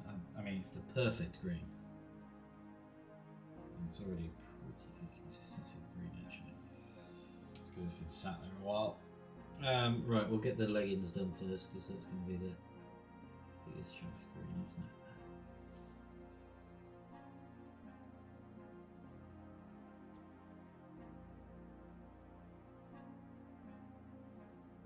This is where the Zenithal highlighting is going to come into its own, because the top of his legs here is going to be nice and light, and the sides here where it's darker, and it's going to move me nice and dark. It will get that nice kind of highlights and shading without even having to try. And when we go back and do it even more later, it's going to make it look really good in there. obviously saying this like I'm a good mini painter. And we're obviously massively forgetting that, yes, it might look good, but it only look good if I have the skills to pull it off. Which, I don't know. I've got a nice little mini I painted earlier, but I can't. I did this morning when I was remote working. I can't show it because it's a present for someone, and I don't know if they are watching. I don't think they are, but you never know because I did send them the link. So I can't show it just in case, because either they might be watching now, which I don't know, or they might go back and watch it on a verse later, because I don't think it deletes anything that says these streams. So I'd rather not ruin the surprise.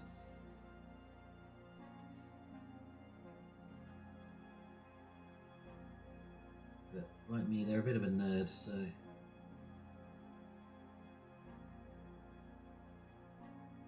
for their birthday, I'd give them a bit of that kind of homemade vibe. So I 3D printed, say homemade, I 3D printed some minis and painted them.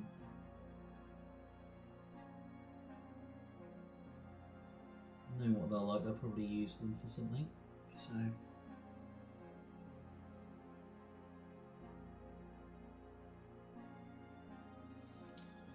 and then I got them a mug to go with it, just in case they hate the minis. So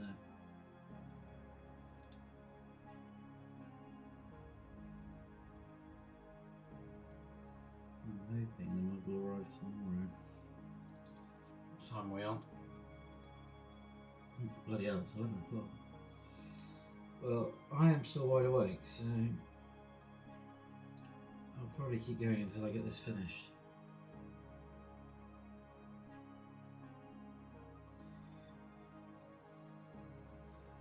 As far as I'm aware, I don't have to be up for anything tomorrow.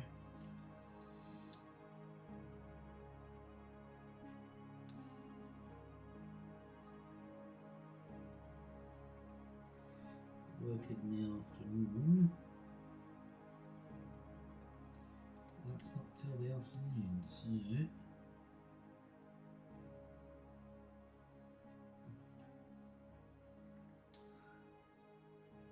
feel free to stay up late with me and we'll paint Robin together.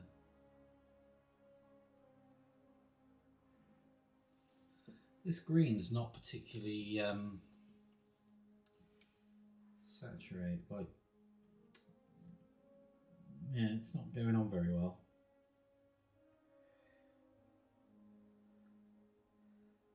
Surprised, I thought these were army painter ones, but maybe not.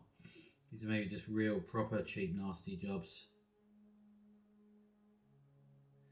I thought they were army painter, they're not, they're Game Master.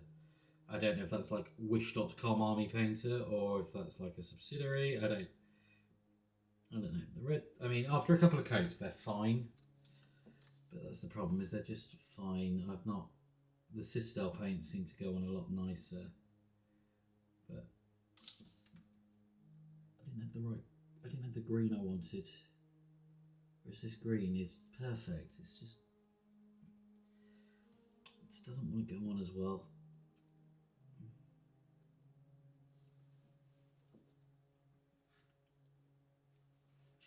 I don't know, maybe I'm being too picky.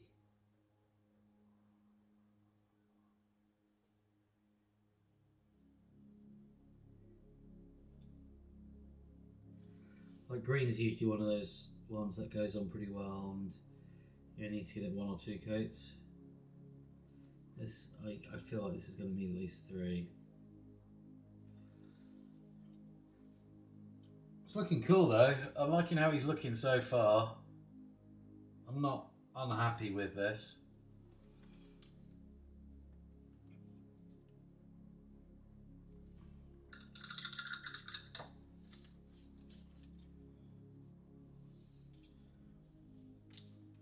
Yeah, the closest green I've got with the Citadel would have been this one. Would have been Caliban green.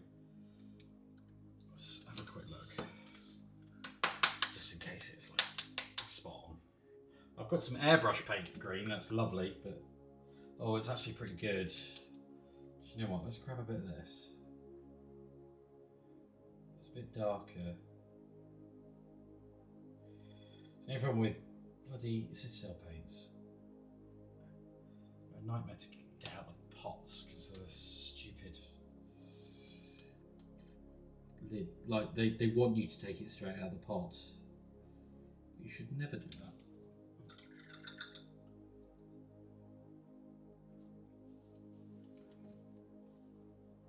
Right, so we swapped over to this Citadel Caliban green. We're going to give this one a go instead. Oh, I can already tell by how that's gone on my thumb that this is going to go on loads better. Oh god, yeah, it's night and day. Bloody hell, we should have used this from the off.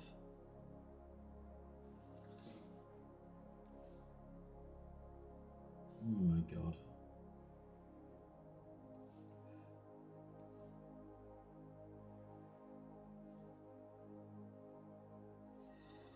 And this, ladies and gents, is why you should get semi-decent paints.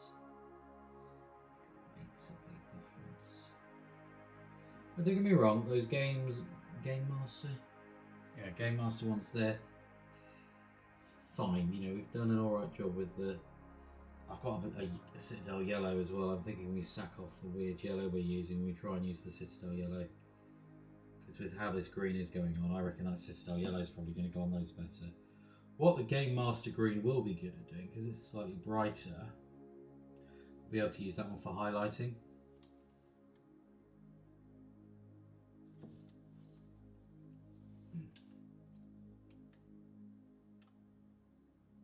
But yeah, this one just goes on properly.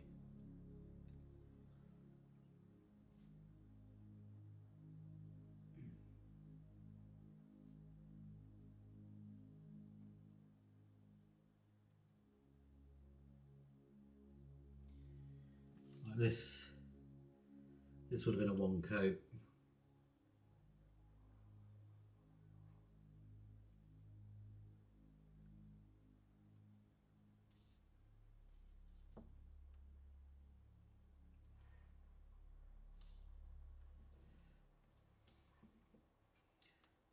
A little tiny bit top of his leg there, and that's right. Should we play the spot the difference? Because one leg's done with Citadel, one leg's done with Game Master. Whilst I don't usually like Games Workshop because they're a bit of a big kind of, you know, they seem to feel like they've got a monopoly on miniature painting and stuff. Whereas in this country they kind of do, because you don't seem to be able to get like the Vallejo and the AK paints and the other ones as easily. You can get them on Amazon and stuff, but you don't see them in shops. But, I mean, on camera you can't really tell. Let's zoom in right in and see if I can show you the difference. So, that leg, Citadel, you can see like the brush strokes and stuff. I'll try and leave it close for a bit.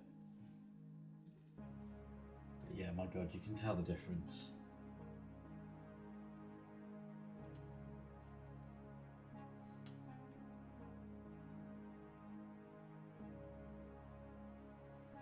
What I will say for Game Master though, this little brush has been alright. So they probably make better brushes than they do paints.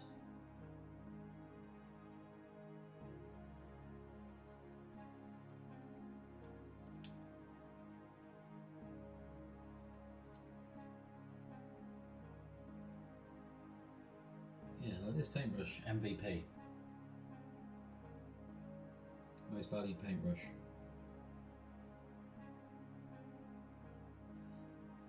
I was about to say most valued player, but then I realised paintbrush also starts with a P. So MVP works really well for paintbrushes. So yeah, this one definitely gets most valued paintbrush.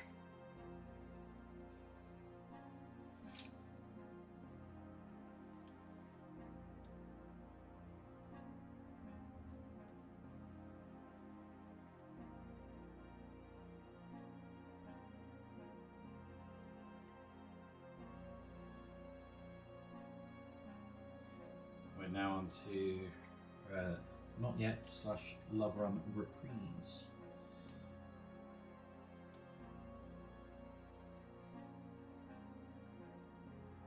If you're listening.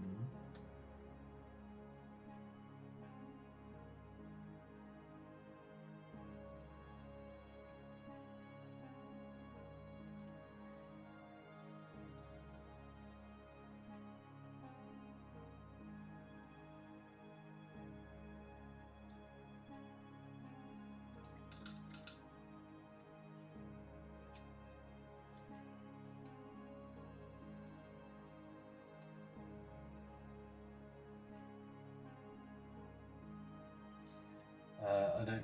It's really hard to position some of these bits because I'm kind of painting under and through, and also trying to keep it on the shelf here.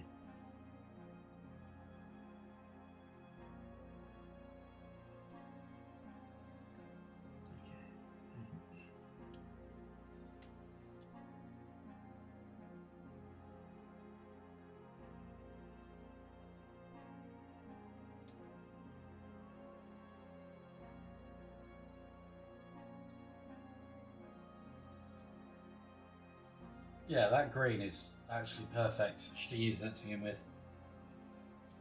Right, let's get the rest of his green bits done. So His gloves are just completely green.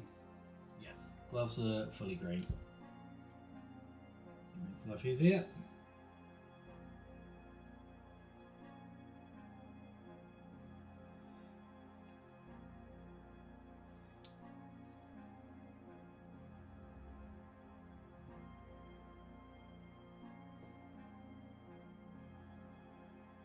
Yeah, like that's this is a single coat job, which is what a green should be, because greens are usually really easy to put on.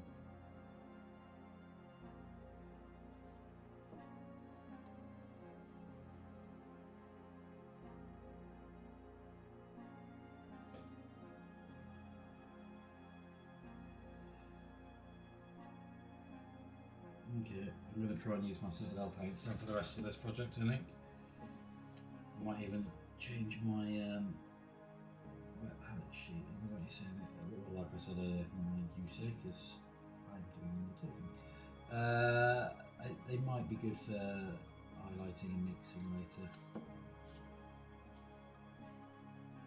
I mean, there's a chance that I maybe watered them down too much, but like the green, I didn't water down at all. I just used that straight, almost as it was. It seemed to separate really quick, which I've never noticed the Citadel paints do. Especially with it being on a wet palette, it shouldn't separate. Not that fast anyway. So I've got a flash colour by Citadel, which is good. Pale though, I might try and darken it a bit.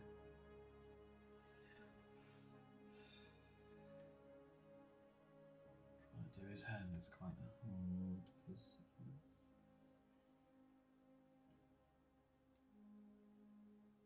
very much in shadow.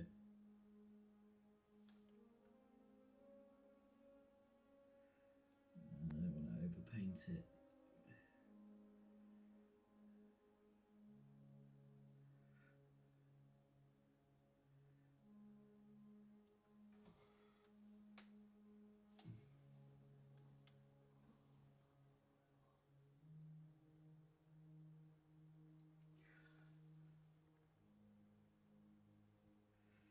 It's annoying that the camera doesn't want to focus on what I'm doing. Oh, there we go, now it is. Look how much better that's gone on. Focus on my hand, my hand's boring. Focus on that. There you go, yeah, there you go. Look how much better that paint's gone on. Citadel. Better. Which is annoying. Because they're a nightmare to put onto a wet palette. because of their stupid pots. Which is the only thing I would change about Citadel paints is the pots. Oh, and apparently the white's garbage. Apparently it's really chalky.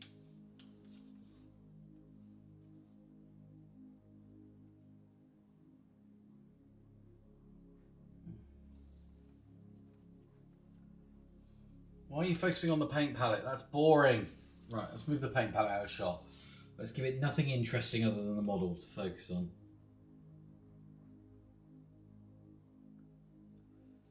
Except I'm not even... Right, we need to zoom back out a bit. Oh, there we go. Let's give it a little bit.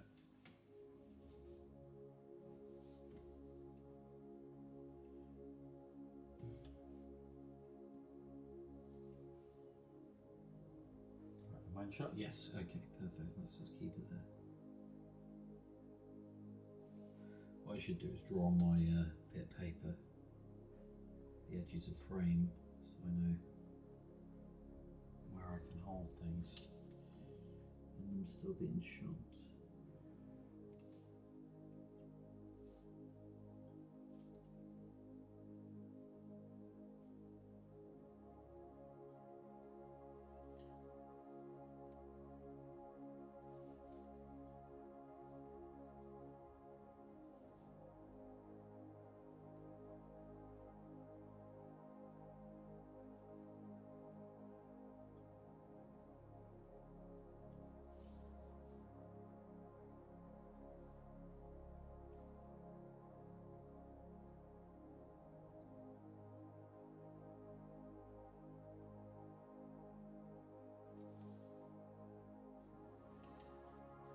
When you got to do like the edges of things like this is where I suck.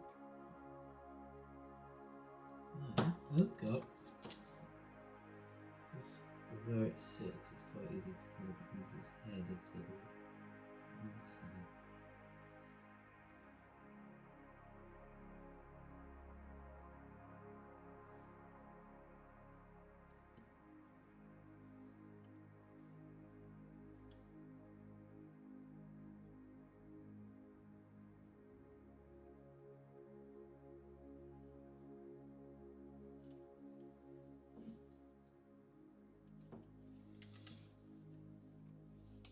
And then we'll do, at some point we need to block out black, which is, I might try and do the black using a contrast paint if I've got one. Do it with this shade maybe, because although I need to clean up the lines, I don't want to lose the, I don't know.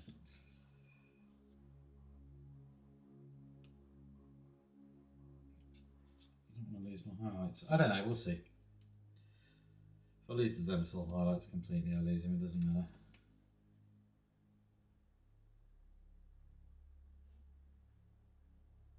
I think when it dries you can see what they do.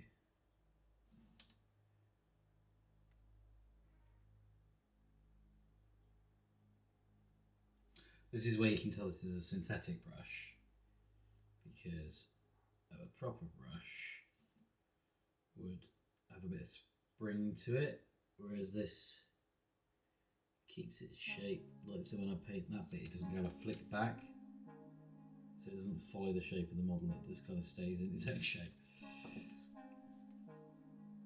which isn't particularly helpful.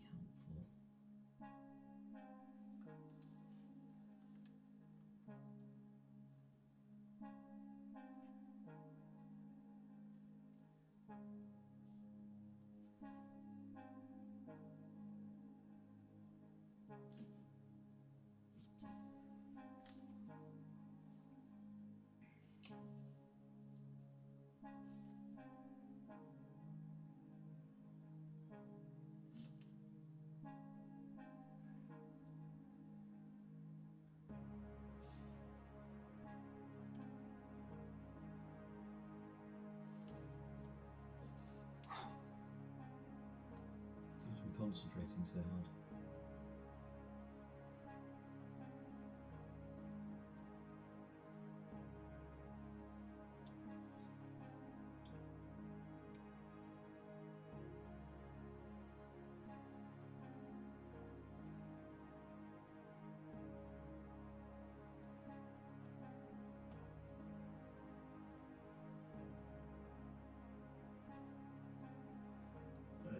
this bit without. Right, sorry, you're not going to be able to see this because I've got to somehow do this without getting it on the yellow or the red.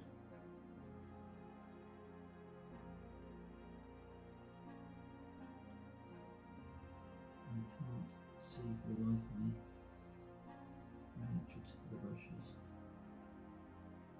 There. God, it's not diffusing a bomb, I bet.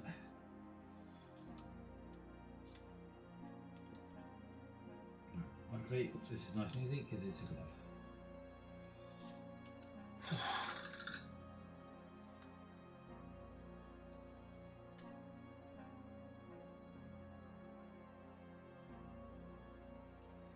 Well, somebody paints a lot of miniatures. I wonder how much paint water they consume, because I feel like most people tend to use their mouth to get the tip back.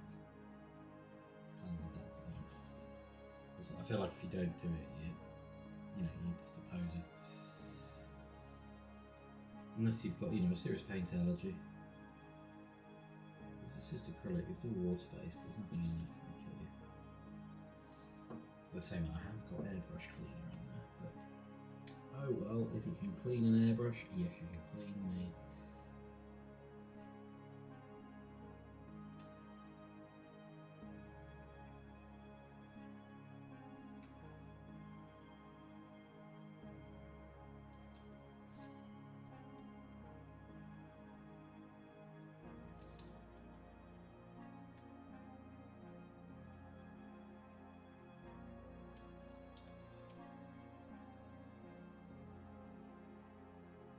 Hey, what a learning experience this green has been.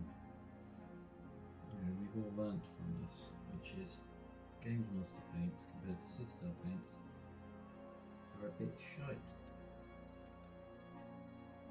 And probably save quite a lot of time and effort. I mean, the red's a nice red, but I've got I've got a couple of reds.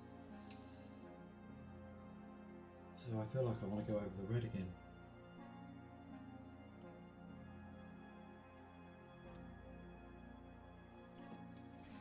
I am going to do it. We're going to do it all again with Citadel. So this red I've got, good old Mephiston red. In these stupid pots.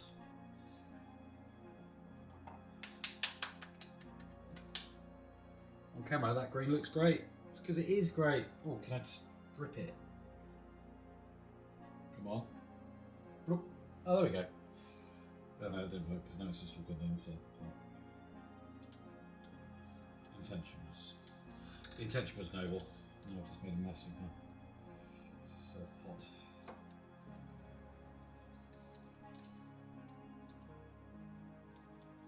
Because that gums up in the lid. Start a nosebleed on that one. I haven't. This is red. Let's get a new bit of tissue. Right.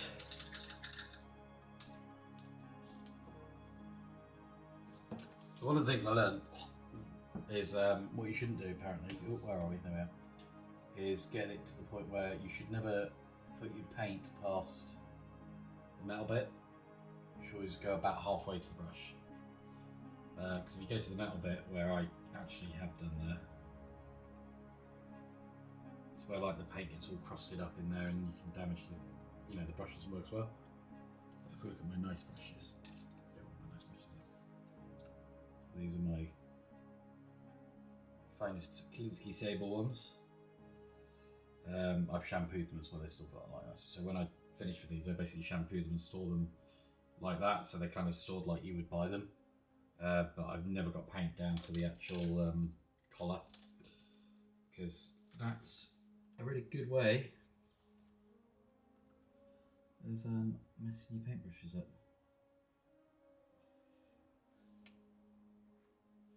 God, look at the red at that, how that's painted onto my thumb. That's right, here we go.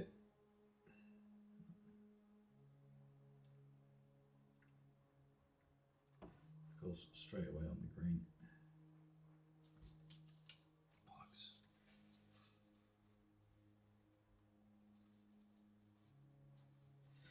It's fine, it'll be easy to fix.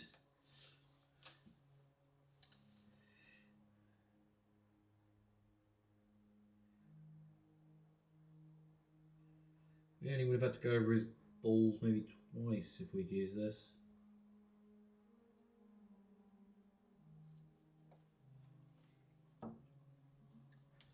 Oh, I'm so annoyed at myself.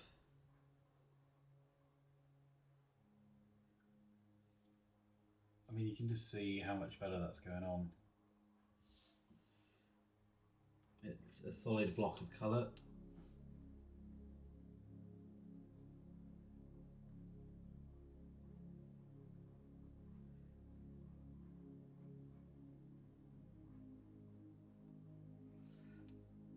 Whereas the other one just was not a solid block of colour.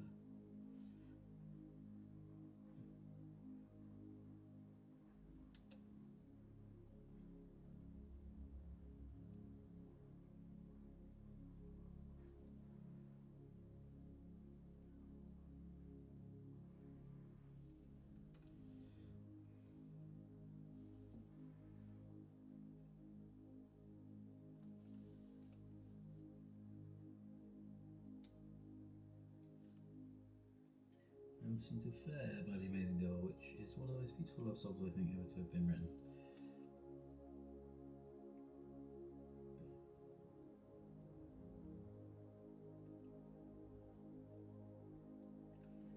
It's basically the same red, it's just better.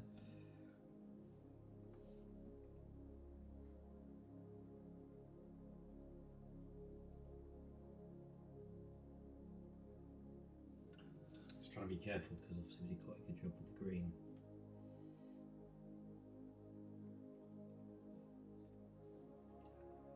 I mean, this is probably the longest anyone's ever spent basing, but that's because we're essentially doing it twice.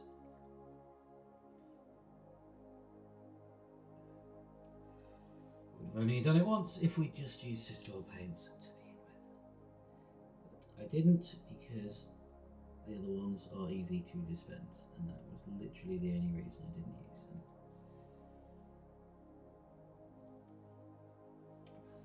So, I wish you could buy Citadel paints in little squirty bottles.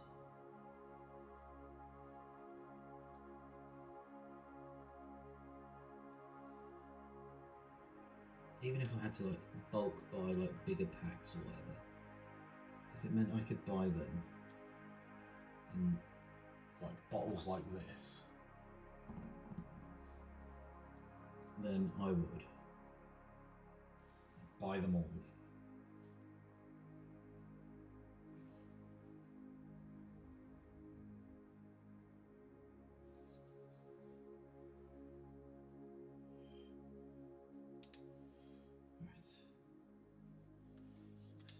That's the red done again. Let's Quickly fix that bit of green on his trousers.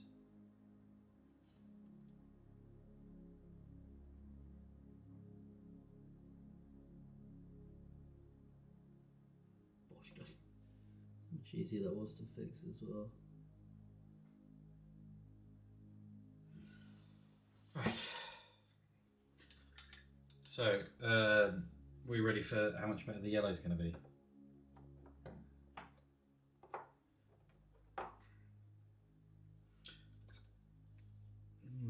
It's a very mustardy yellow. It's the only thing that worries me a little bit.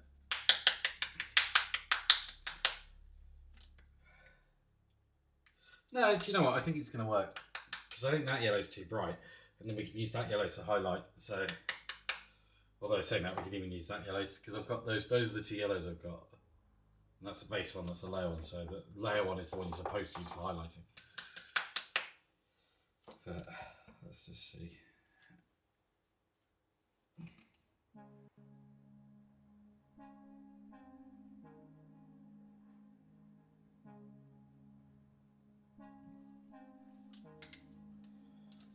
Put blob. So we'll do his belt first.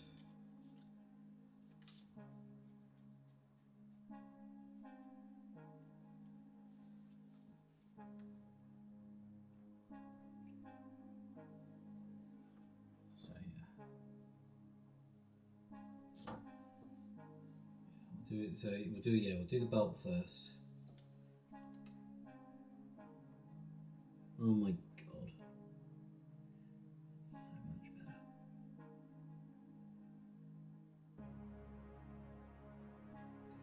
It's a slightly, more orangey kind of browny yellow. I don't mind. I like it. I think I prefer it. It's not quite as intense. Oh my god, does it go on better?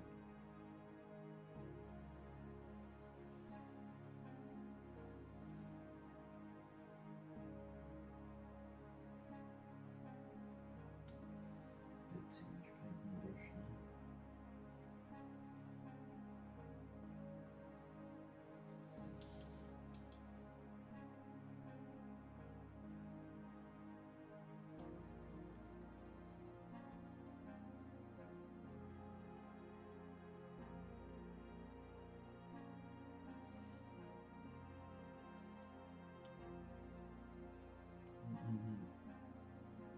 Getting too excited and I keep putting too much paint on the brush.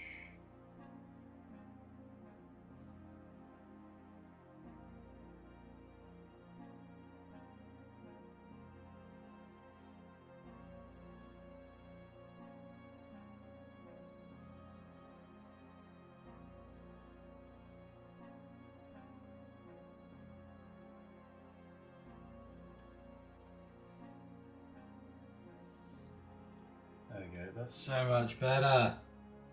Right, you ready for the insane bit? We're about to do the cape. And I bet it's going to instantly look okay. I'm not going to use that other brush though, because that brush was a bit cack. Let's use one that's kind of semi-okay. There you go, I've got a synthetic one, which I don't think I've ever used. Yeah, that's like brand new. Classic Citadel Colour layer brush. Yeah, it's a brand new brush. So we remember what the other one looked like when that went on, but you can see it's still a bit meh.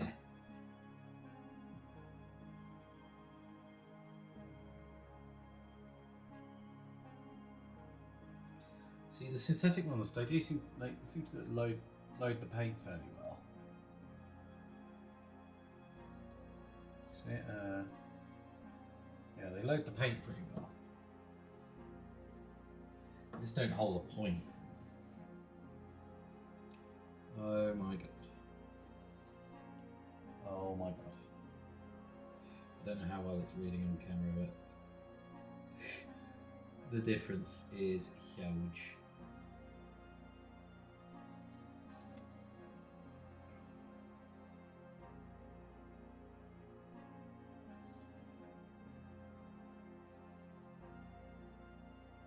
Anything I could do with thinning it out a little bit. It's a bit thick.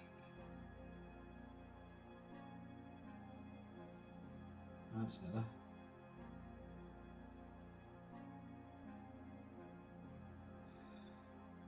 The difference between this paint and the other paint is night and day. Like, I assumed paint would be pretty similar. It'd all kind of be much for muchness, but I have improved, Rob. Egg in my face.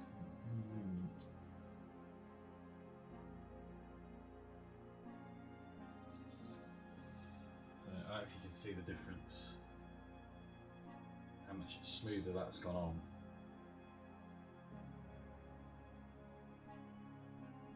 It's ridiculous.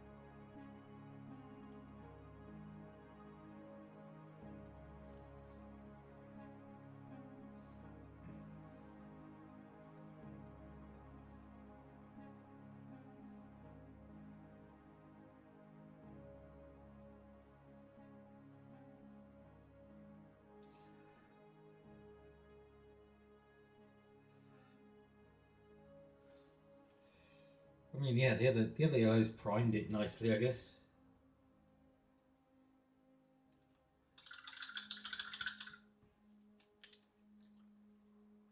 Oh, we got the paint into the colour. Oh well, I don't care. It's a cheap synthetic brush.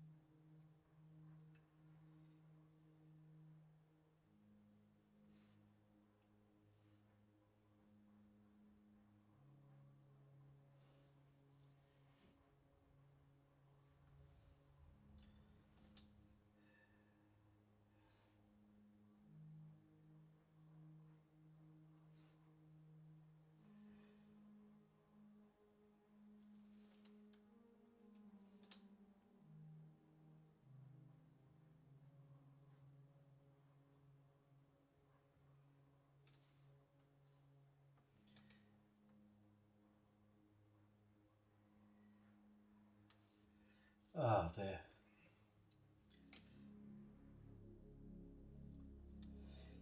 Should have used this paint to begin with.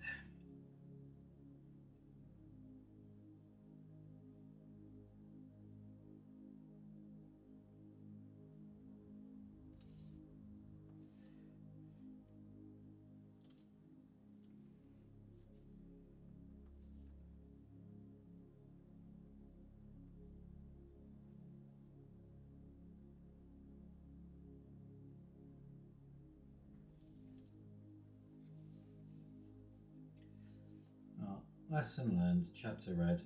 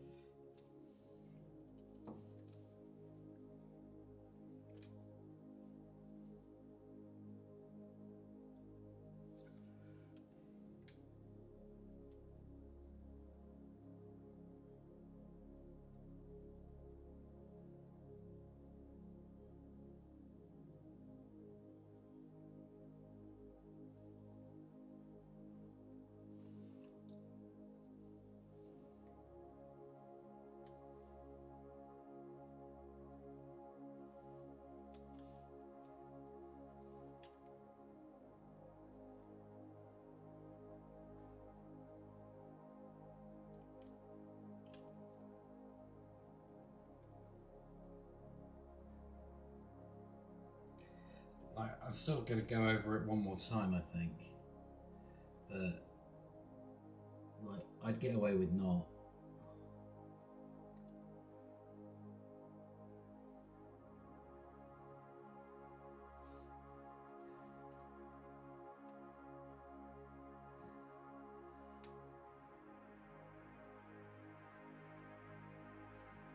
Oh, the yellow was.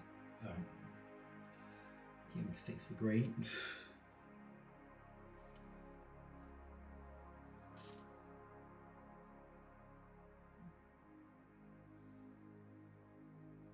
It's these nooks and cranny bits that keep making me slip, because what I'm realising is a cape that's billowing in the wind might look great. It's a nightmare to paint.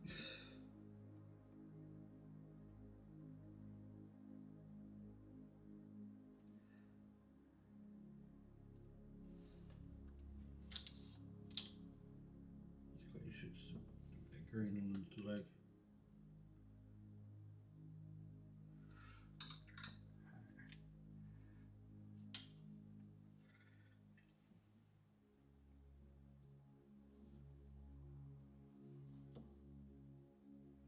Also dries loads faster.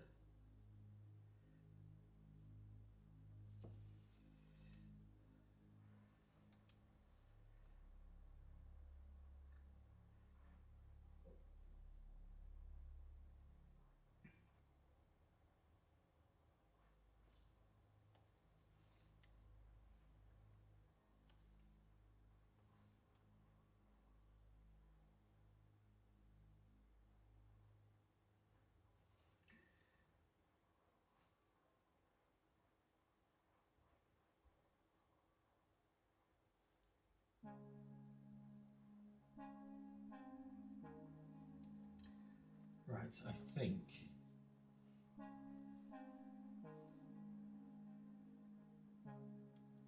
that's the yellow as good as I'm going to get it. Can I get up there without getting everything else easy? Yes.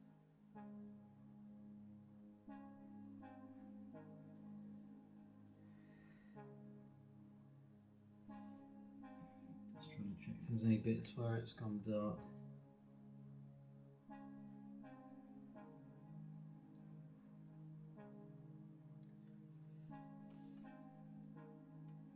Let's give this big bit one final coat.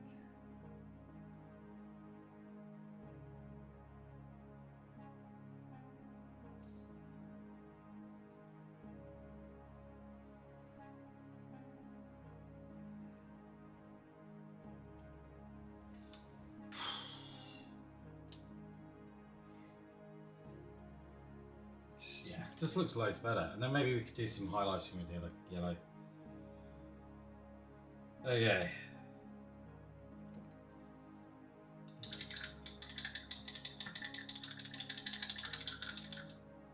Try to get right up into that collar so we can get the yellow over there.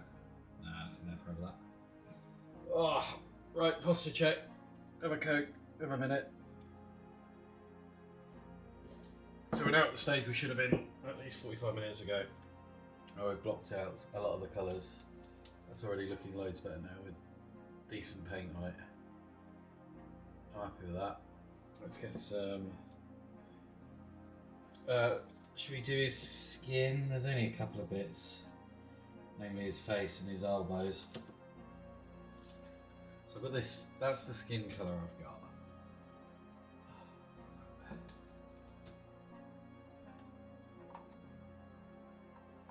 I'm thinking if I mix, I've got like a, basically I've got that one which is it's very pale, but then I've also got this which is obviously not skin, but I'm thinking if I mix a bit of this with a tiny bit of that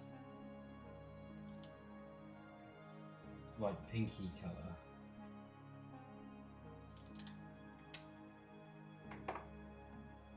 like not a lot of that pinky colour, yeah, because it's quite dark.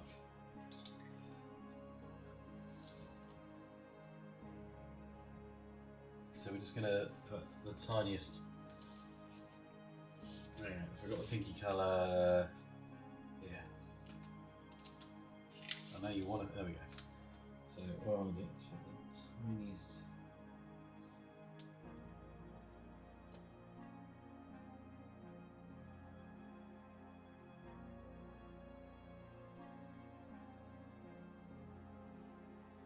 Yeah, tiny bit more.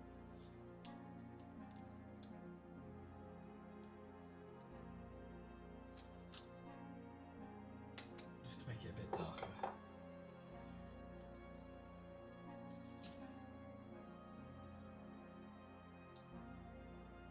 That's better. Yeah. I prefer that as skin colour. More colour to his cheeks.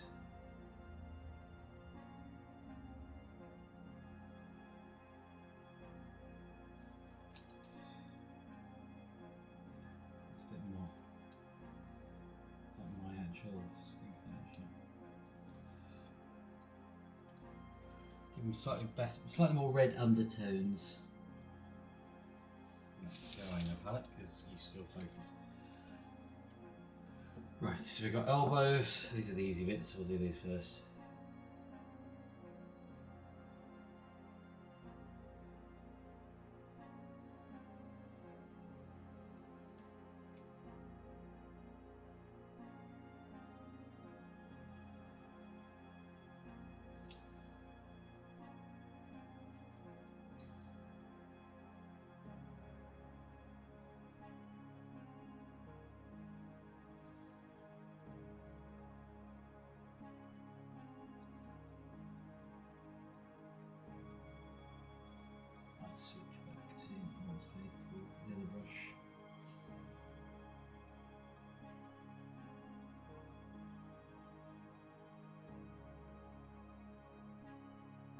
we're doing alright with this one.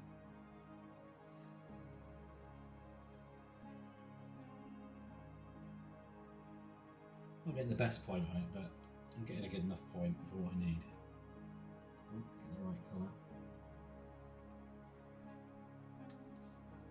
Right, apologies, probably not going to be able to see what I'm doing here. Oh, maybe.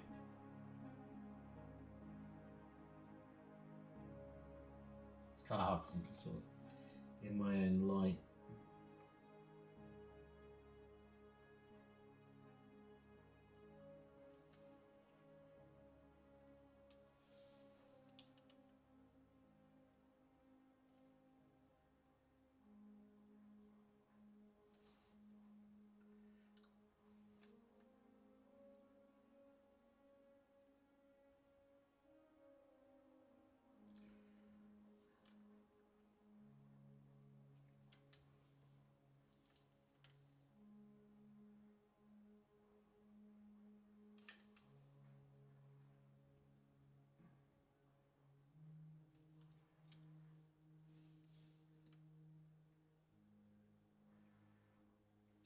Yeah, sorry, I can't really get you a view of what I'm doing here because it's lots of annoying angles.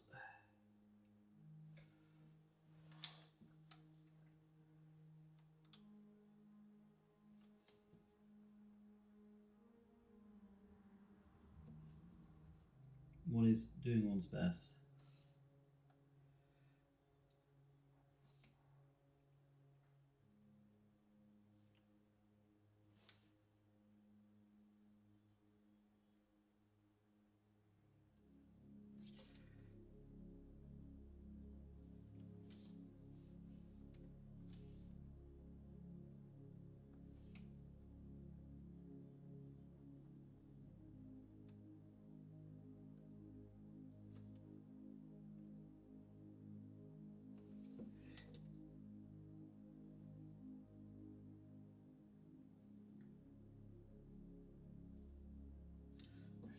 Is that one?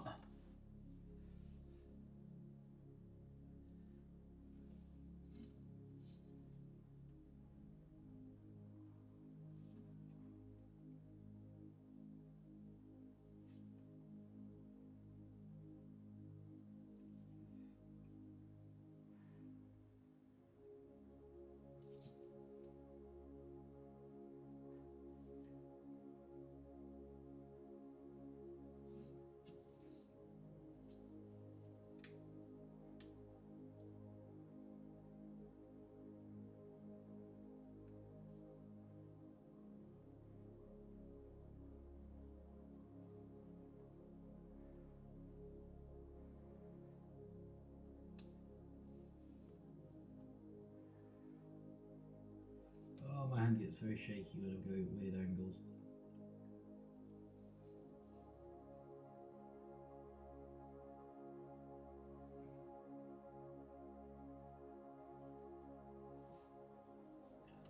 Yeah, sorry, this is not great viewing for you.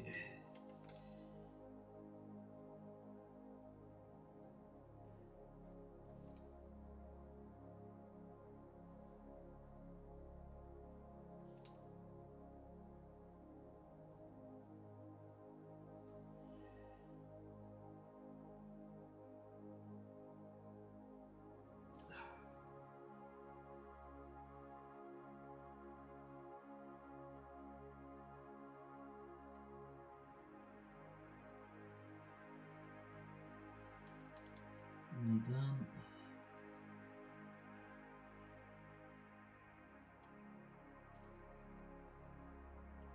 And then it's just his face, and then that, at least with the face, I should be able to paint that in a way that you can see what I'm doing.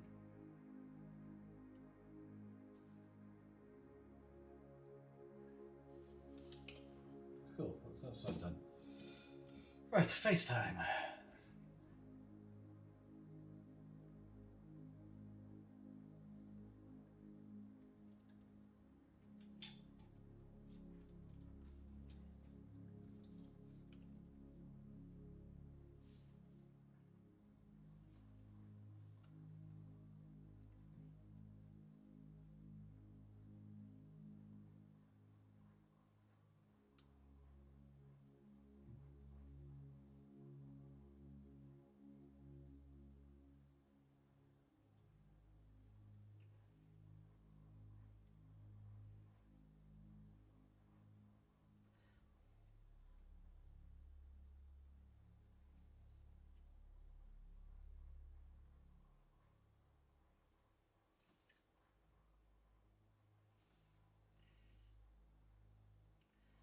luckily with the eyes on these characters, well, the superheroes at least, you don't have to do like pupils or anything like that, because eyes I'm terrible at unless they're big.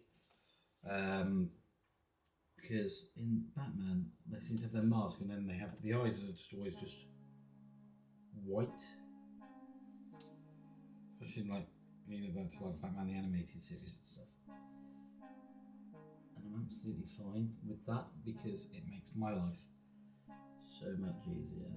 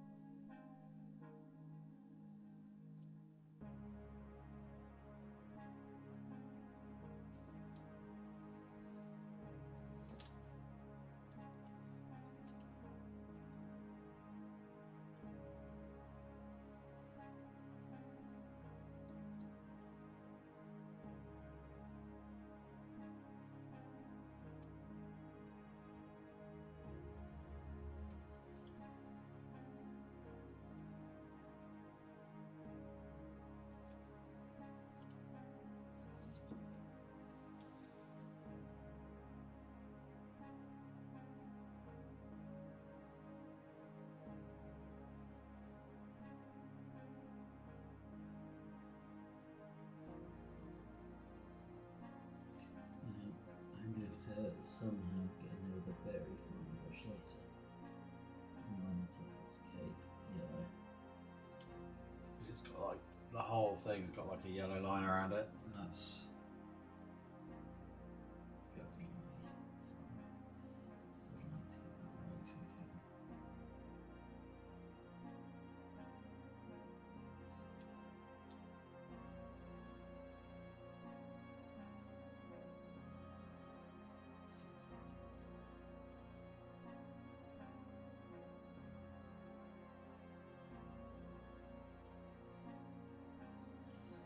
right.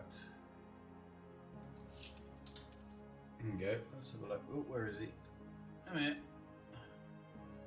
That's where we're at. I mean, the cape's. You can see the vision with the cape, but obviously it's not there yet. So let's now block out the black.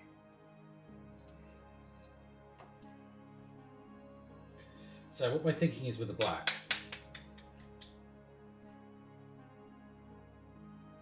because I want it to, I want the light still, I want those highlights to do. So I'm going to use an airbrush black. My thinking is it's going to be thinner, which means we can layer it up nice and slowly. Because we can layer it up nice and slowly. So I just knocked off. Oh, my brush shampoo. Would recommend getting yourself a pot of this stuff off Amazon. It's great. Okay. Brush cleaner and preserver. That's what I do after I've done a session with any of my nice brushes. I mean, I do it with my other ones as well, but synthetic, it's obviously not really going to do anything. It's really good for keeping your brushes good. Right, so yeah, let's just hope.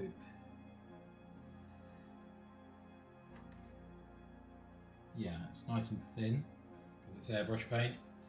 So my thinking is we'll be able to slowly layer it up rather than it. What's hilarious is this is really cheap, nasty paint. It's so much better than that other one.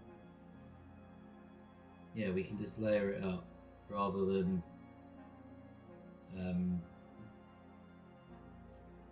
you know, just overdoing it on the first coat.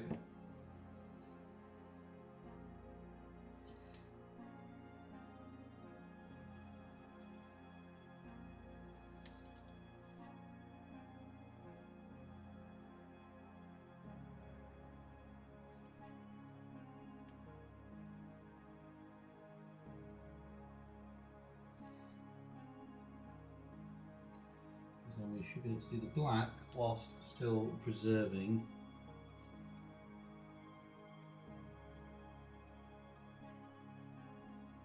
some of those Zenithal highlights. It's the hope anyway.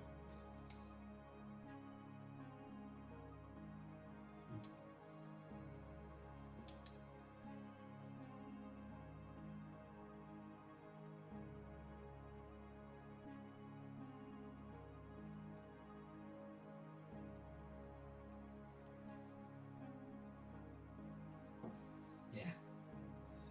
Right, gotta be careful with this bit though, because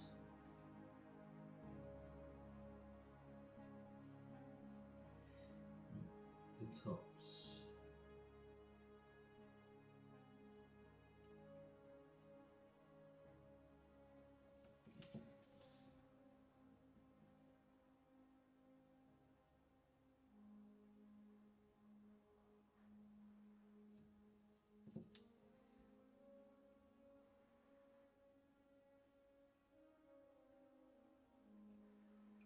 Oh, concentrating here.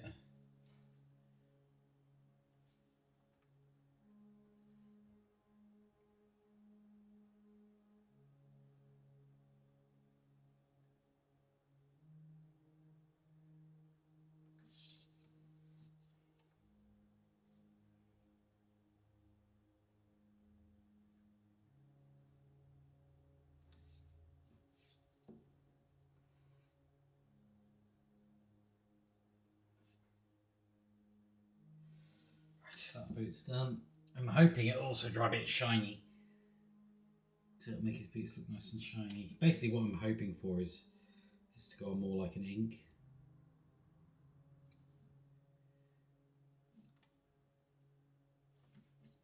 It feels like it might be doing. I might just be talking about else, I don't know what I'm doing, but I've got theories and I've got ideas. In my head they make sense.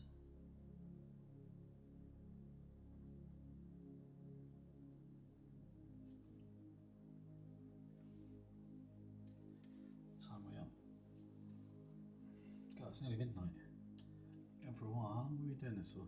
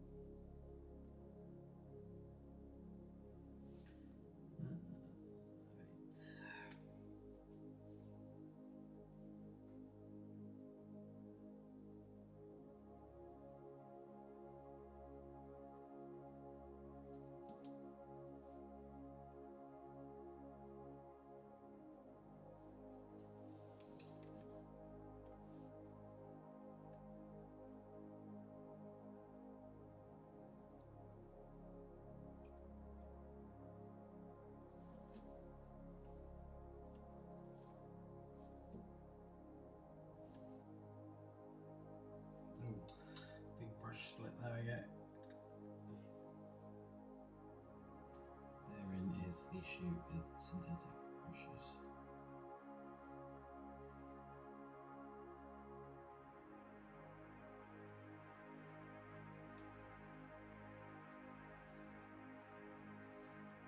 Let's do his hair.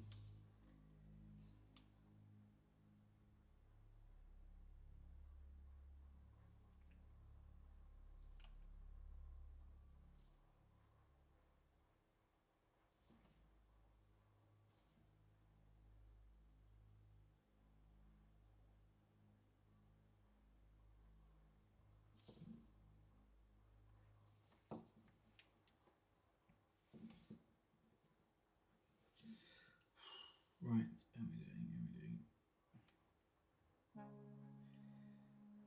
No, his eye mask wasn't black, was it? Was it green? Yeah. Oh, God.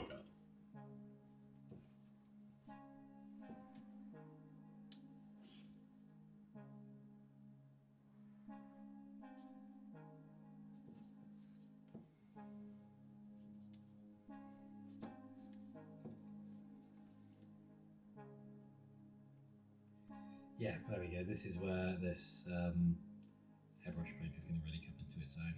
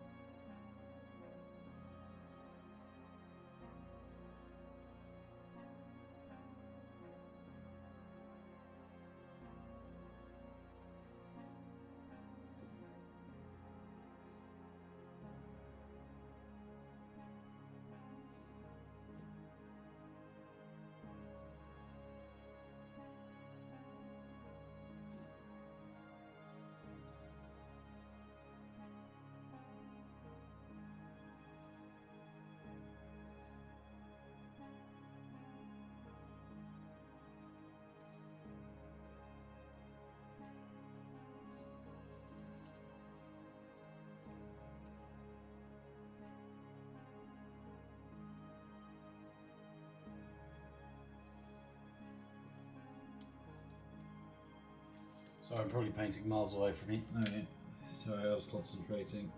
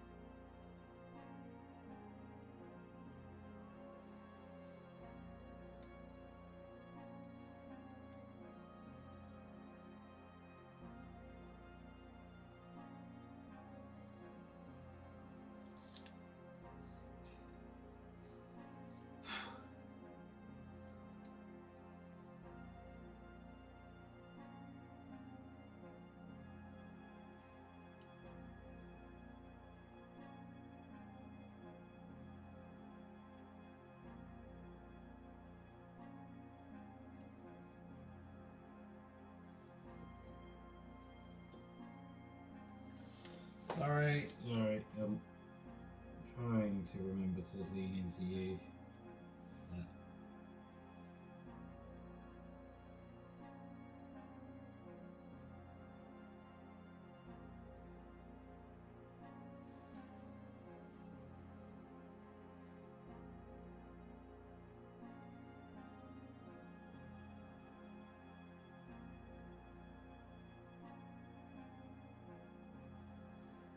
Capes hard.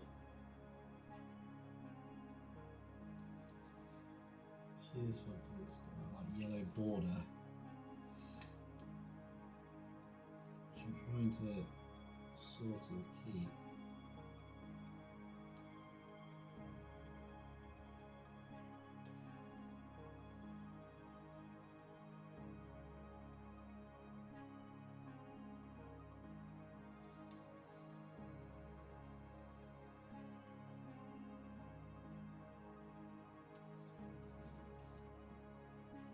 There's a little bit there where It's the yellow's still kind of creeping through because it's obviously thinner paint.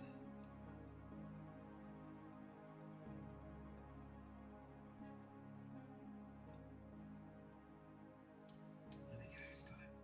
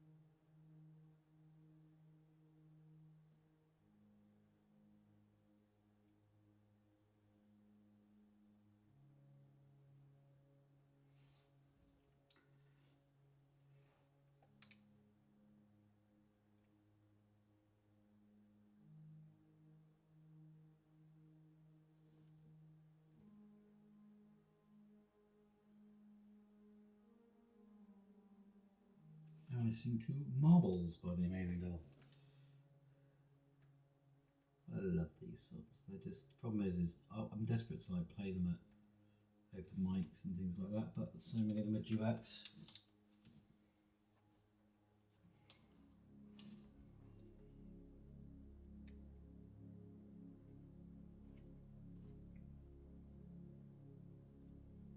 And all my singing musical friends are obviously doing their own thing. I'm doing very well at it, but they don't have time to learn new songs for little old me. He just does music more of a hobby. I sort of played a gig yesterday. Was it yesterday? Yeah, yesterday. That was fun. That's the closest I've done to a proper gig for a very long time. Seemed to go well though. People seem to enjoy it, and they wanted more. They wanted. The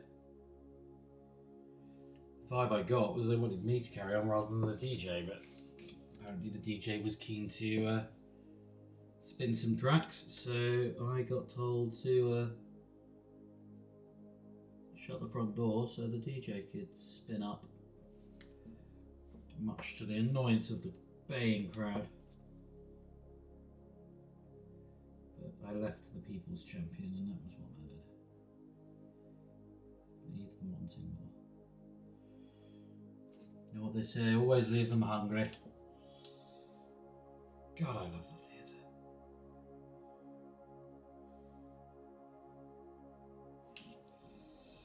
What do you think, Bob? One more? No, always leave them hungry.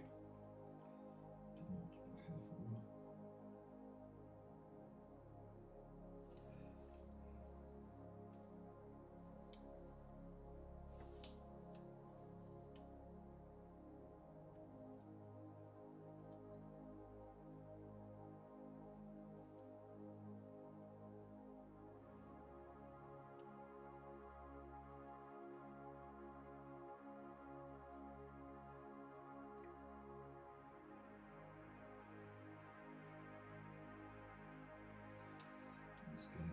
Let's try and cover up all this old yellow.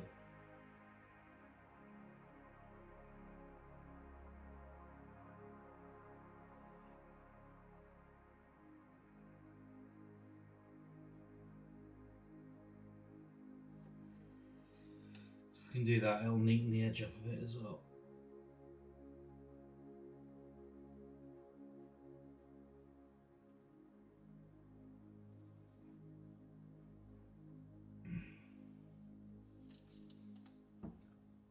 It's not bad. I'm happy with that. I don't mind. I quite like it. The fact it's dried a bit shiny. There's a bit in there we've missed.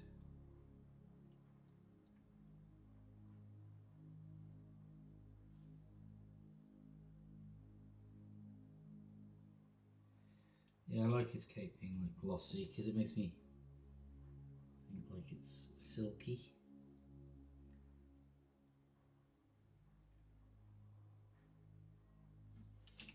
That means under light you get like the highlights naturally because it's shaded, because I'm not clever enough to have kept them with Zenithals.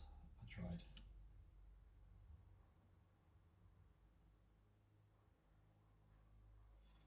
But I did not succeed. And we'll touch up the yellow at the edge.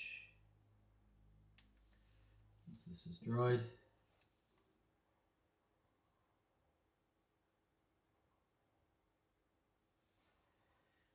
It seems to dry pretty quick because I'm being able to go over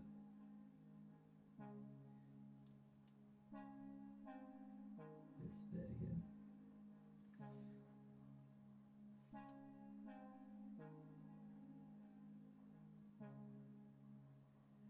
It definitely goes on more like an ink. Okay, that's pretty good. We need to get under his chin. Okay, careful here.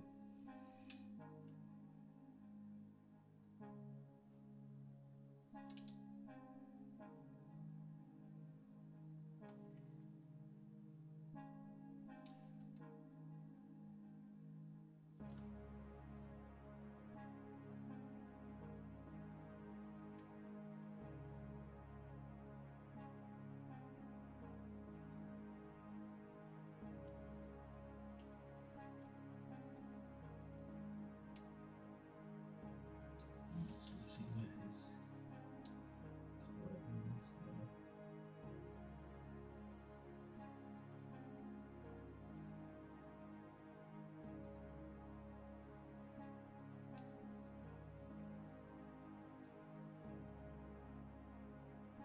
I'll do the thinnest of yellow lines there, ideally.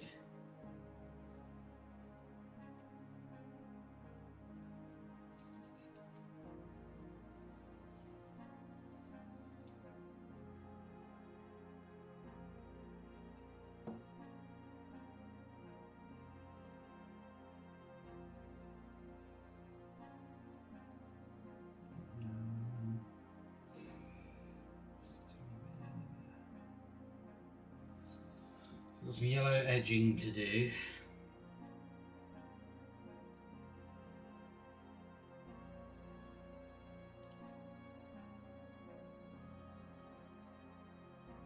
Like his nice high shine boots.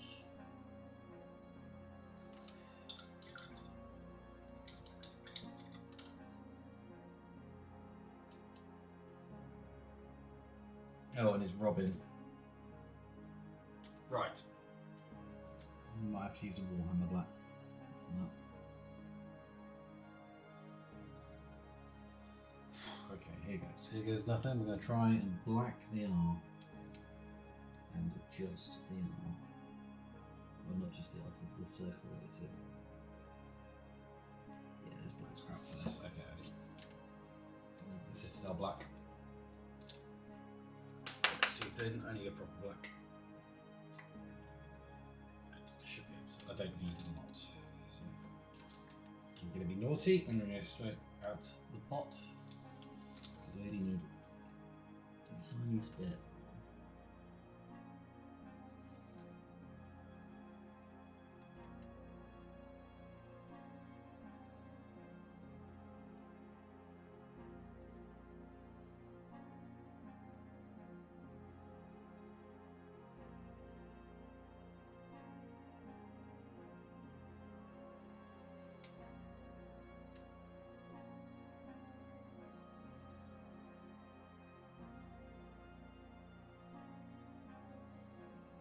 So do I need like a little magnifying glass?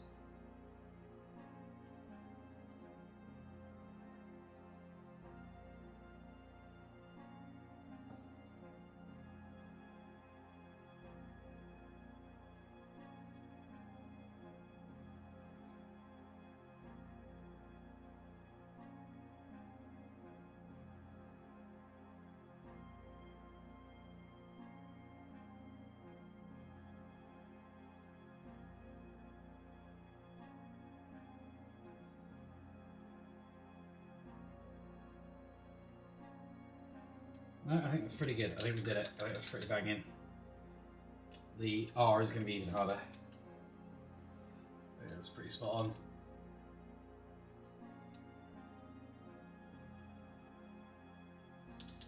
on. So I think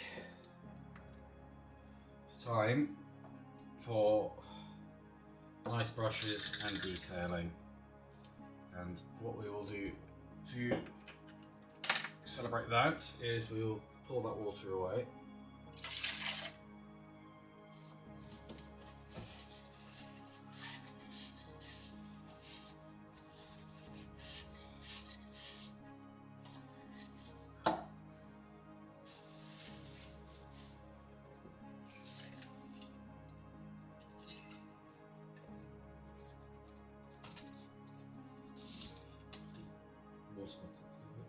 Rubber bit in the lid so it keeps moving.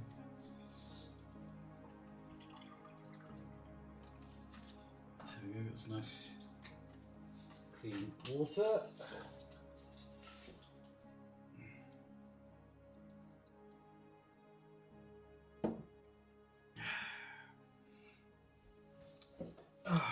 Right.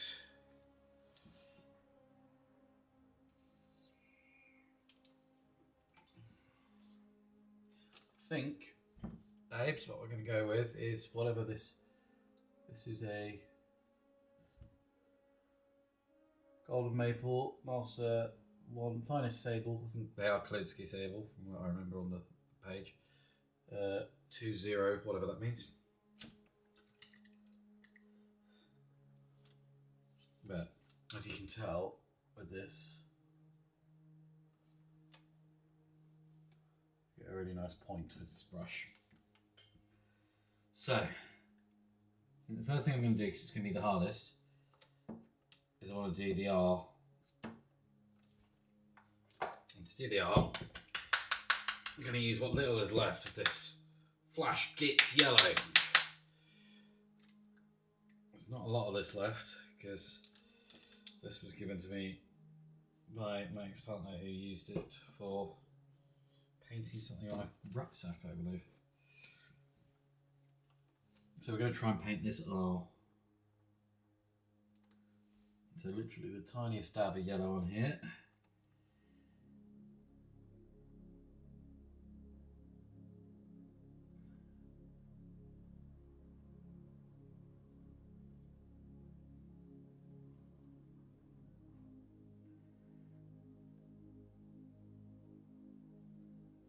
What we might have to do is kind of paint it with a blob in the middle and then just redo the whole to me.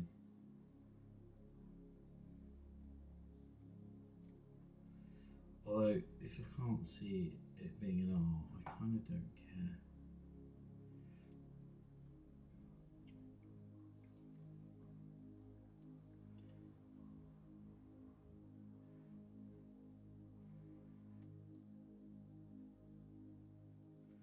Oh no, do you know what? That sort of does look like an R.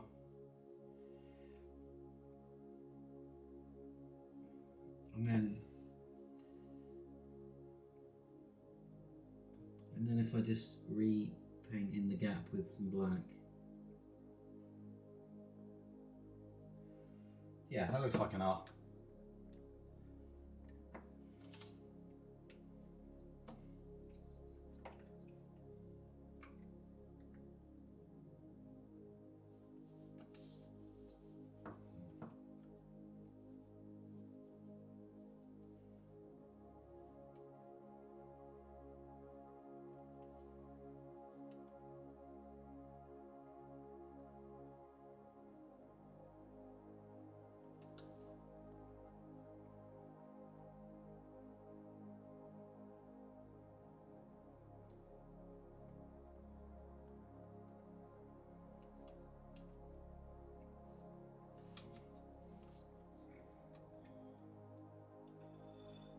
Oh, this is hard.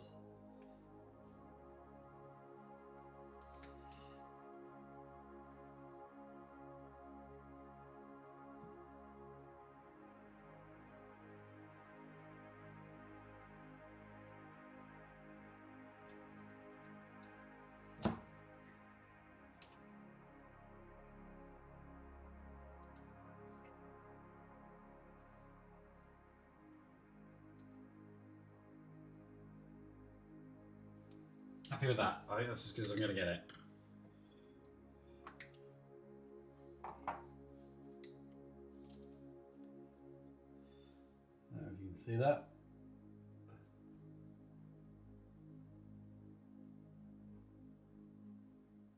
I can see an R there. How about you? I can see an R. I'll take it.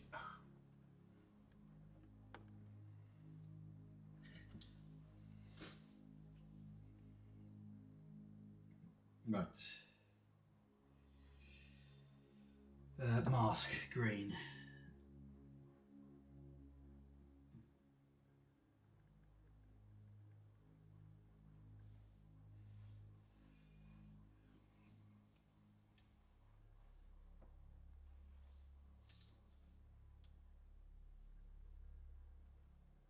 Do you know what? I'm going to have to go put my glasses on. Don't go anywhere, peoples. I'm going to put my glasses on, also top up my drink. Oh.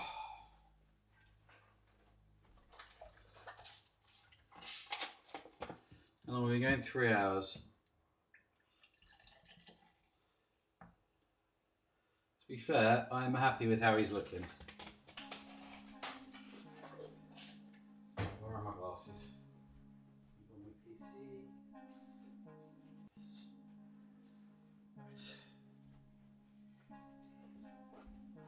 I can feel my eye is going funny because I'm trying to focus something very close, and I should have been wearing these the whole time, really. Oh, bloody hell. Oh, I can see stuff now. Hello.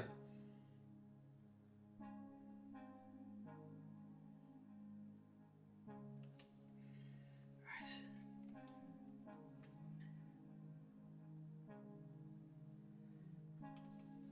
That's my neck. I'm going to end up leaning right in front of you, so sorry.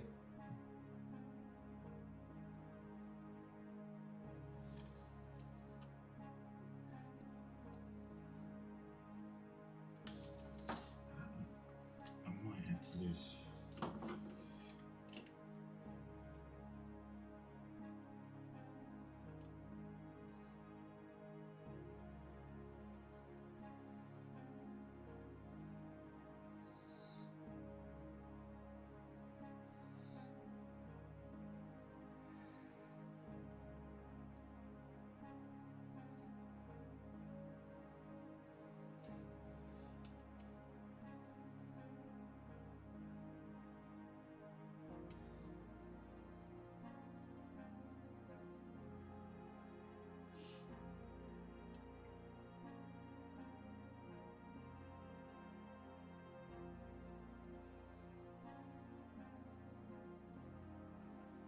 I'll just put my finger in the bloody.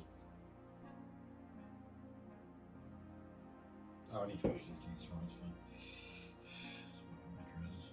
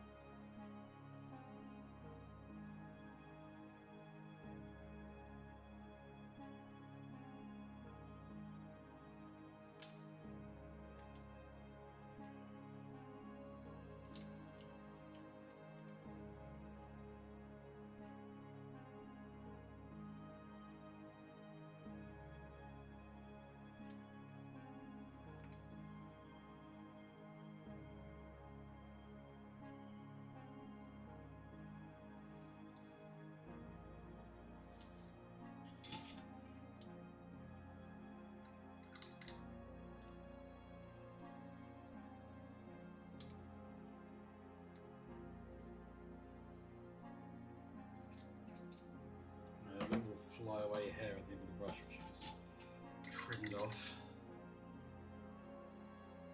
Better. Much better point now.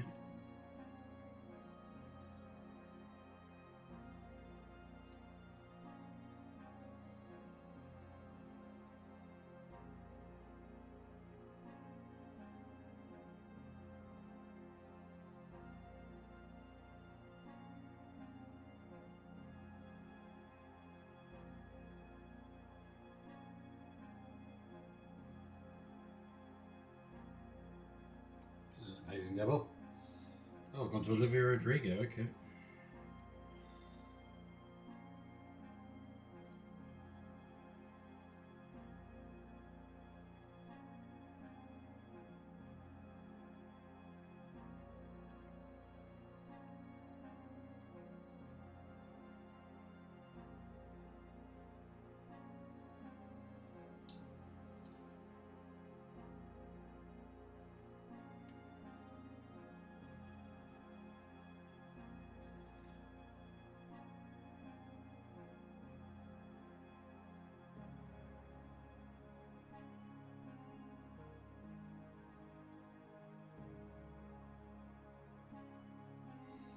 Right.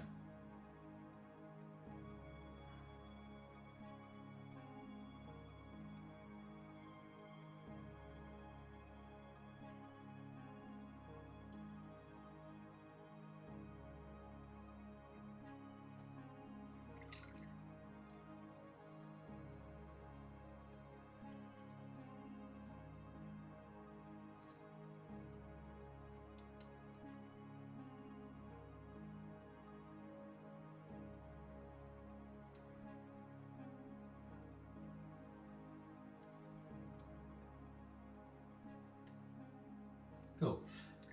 Oh.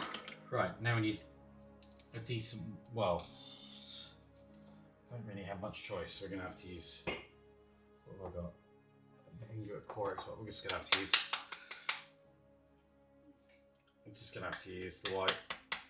So, oh, I just don't trust the other one to do it. Right. Oh, ow, whacking my hand with that. Really making sure I've mixed it up well. Right.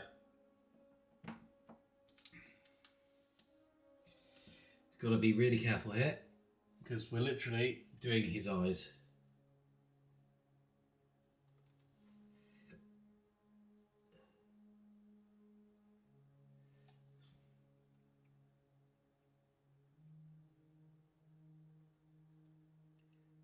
Oh. And every time we miss, I've got to redo the green.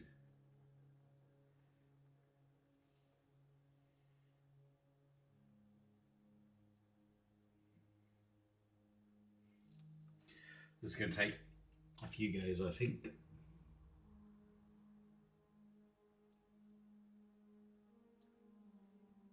We'll try the other side or wait for that one to dry.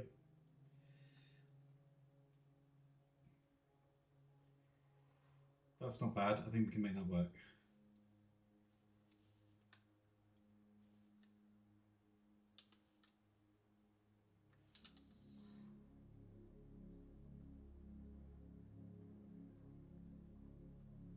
I'm happy with that.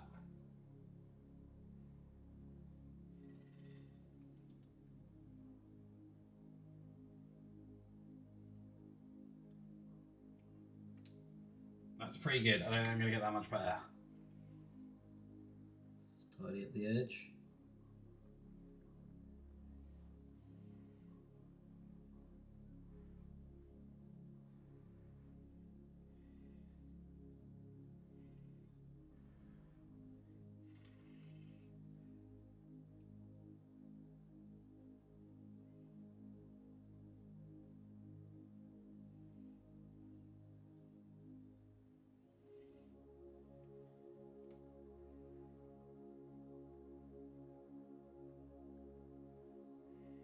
There we go. I'm very happy with that. Let's not overthink it. Let's get a zoom in, shall we? Oh, let's have a proper look. Where is he? There he is.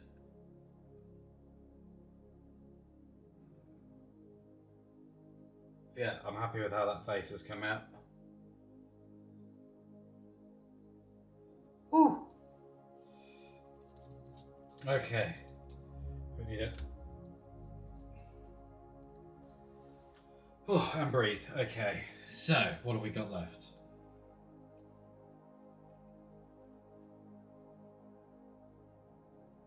Oh, okay. The yellowing on his tunic.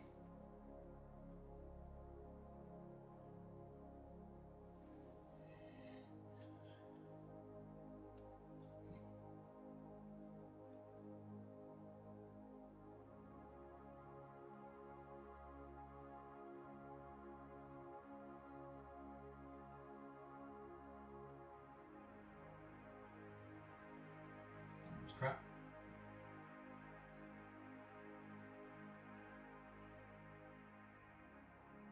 Those two are crap. So we'll redo the bottom two, top two are fine. So let's get a bit of the red on and go over those.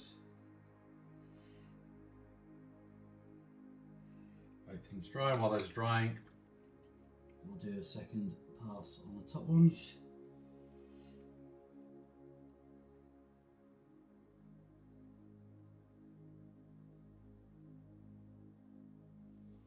Happy with the top two?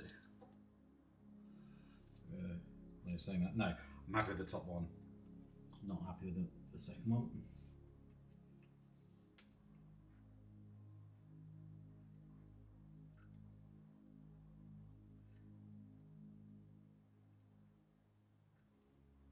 Fine, we'll let that dry. I'll try that again.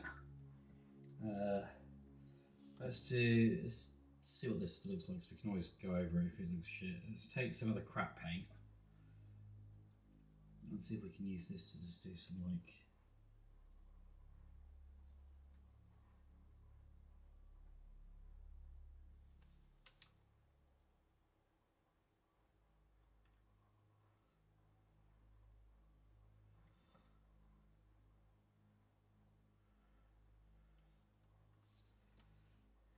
Yeah.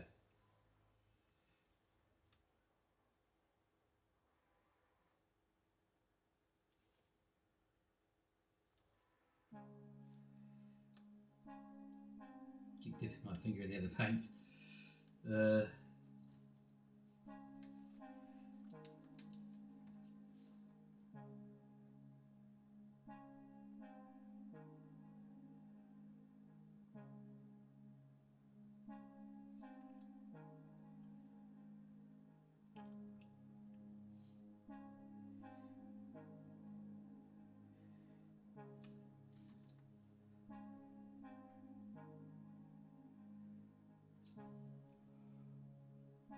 So I'm not dry brushing quite, but I'm kind of getting very little paint on the brush, and I'm just kind of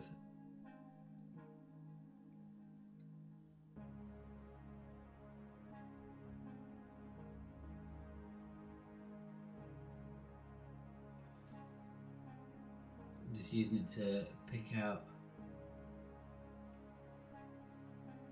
the textures on like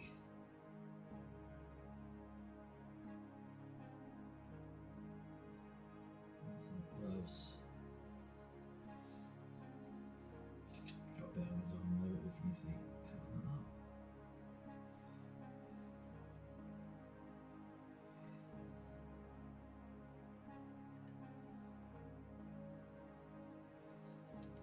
Can we get these shoulder pads?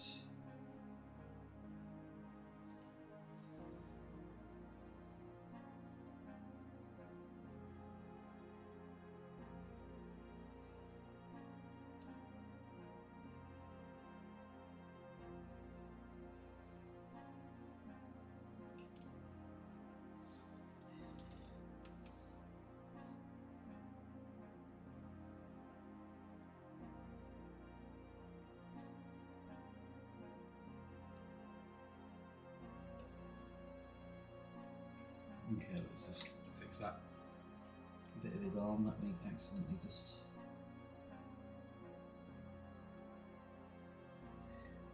got some green on.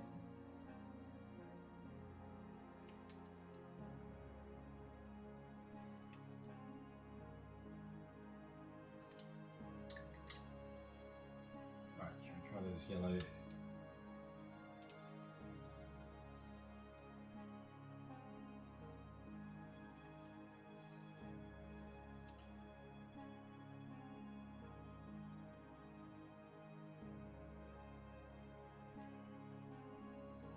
That was perfect.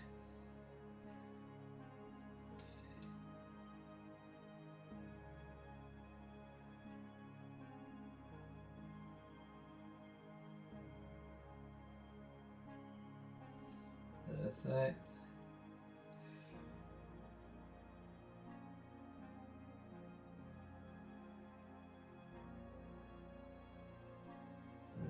Well, fine. Not perfect, but fine. There's one more there. Take it.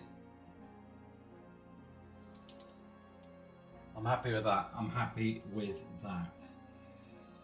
Right, so now we've just got the cape edging to do. Oh, and let's try giving him. I'm putting off the cape edging because I don't want to do it. I just want to see, because we've got the crap red there, but we've also got the good red to fix it if it looks really crap.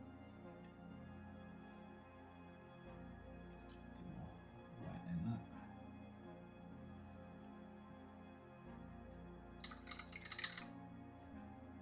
I just want to have a look.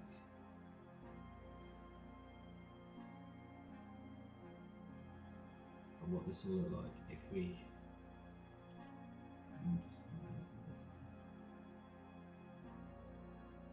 Probably quite good. Yeah, we could do that.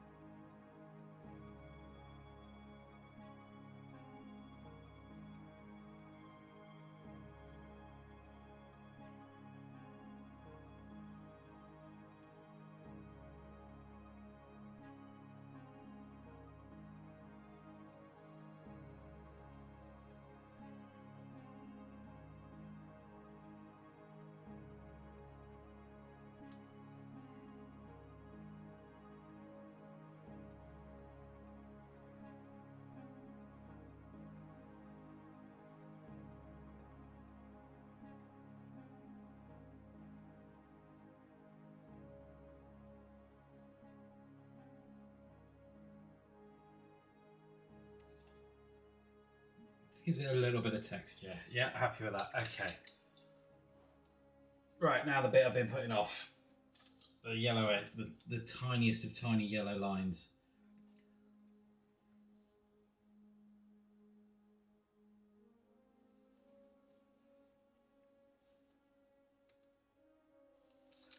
So basically, we need to border the whole cape.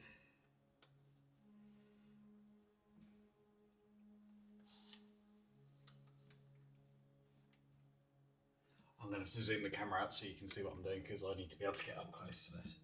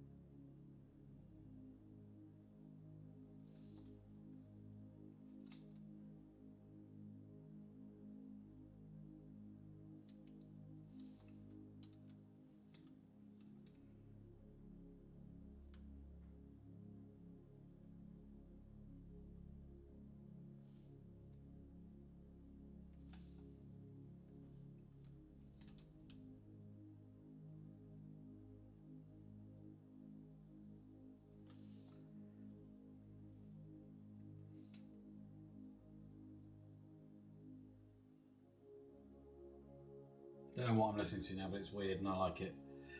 It is The Dancing Plague by the Forget Me Nots. And I had never heard this before. It just shuffled and I am vibing.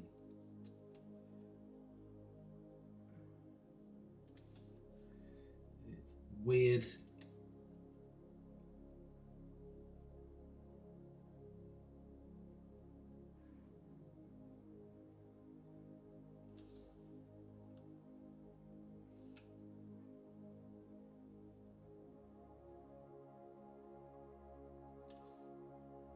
Getting easy at the cake first.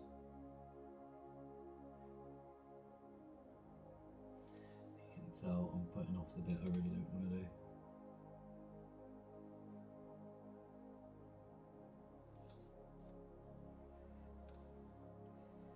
But we can't put it off any longer, we're now here.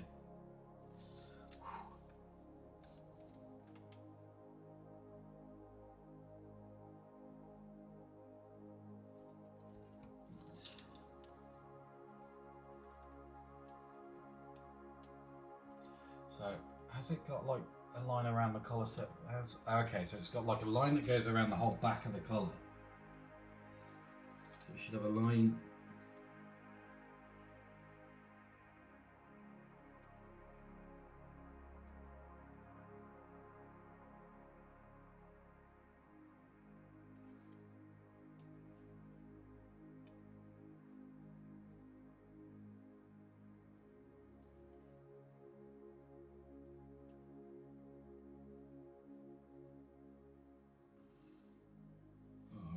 Of that. Right, let's get the black on standby so we can fix our cock-ups.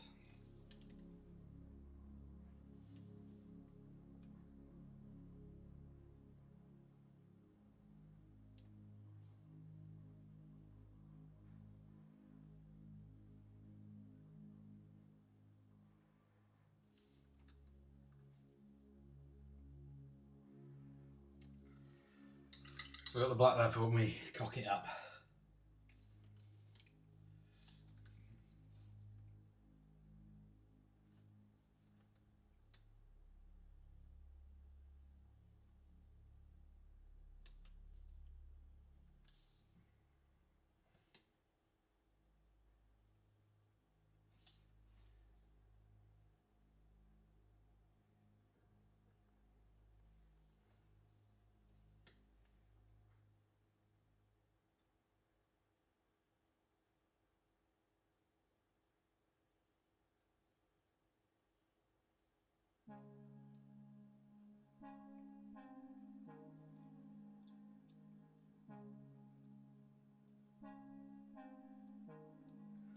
Okay, it's pretty good.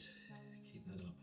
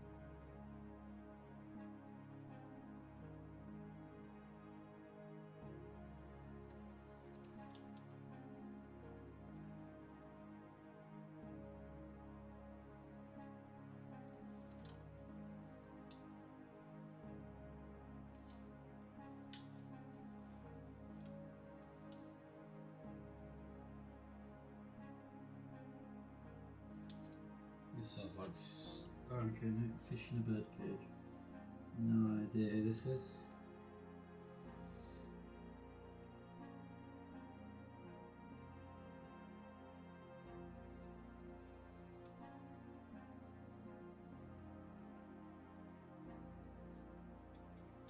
All's it.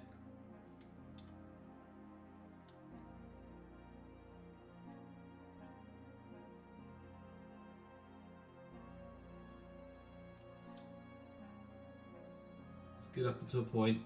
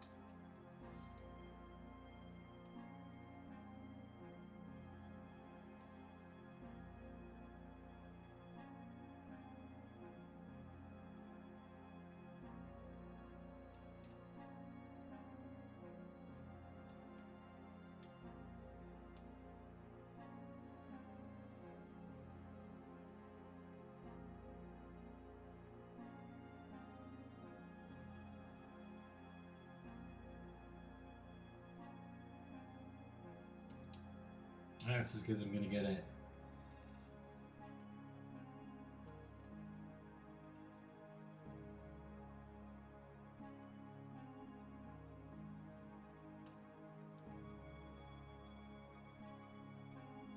Yeah, because what I can do now.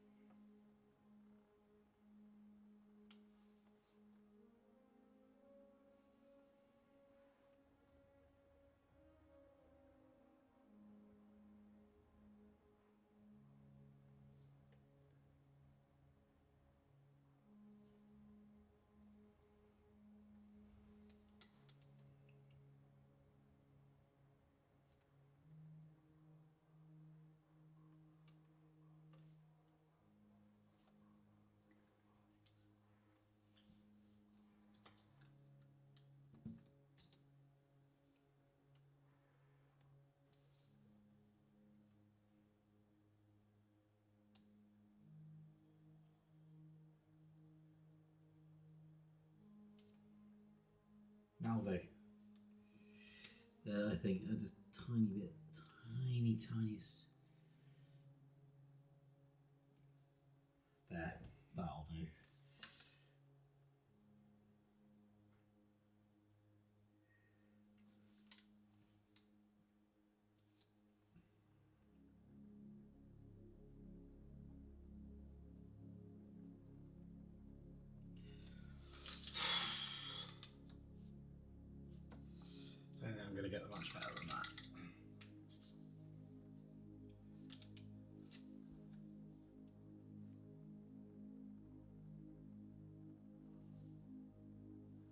Let's give you some zoomage.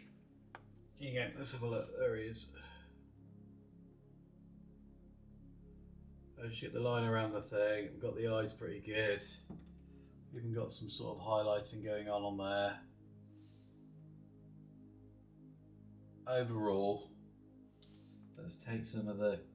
Oh crap! Don't want to go too high with the brush. Take some of the shit yellow. Let's just give it some.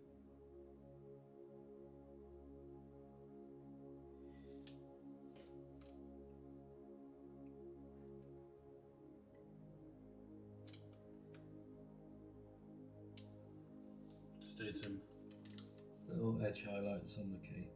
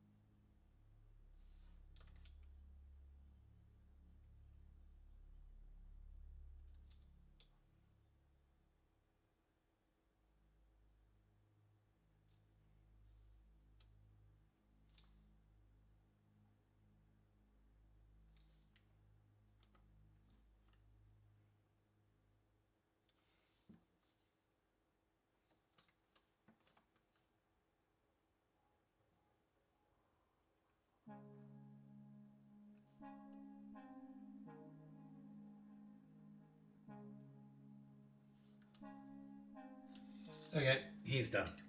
I'm not doing any more. I'll just keep going and then it'll be done. Go weird. So zoom.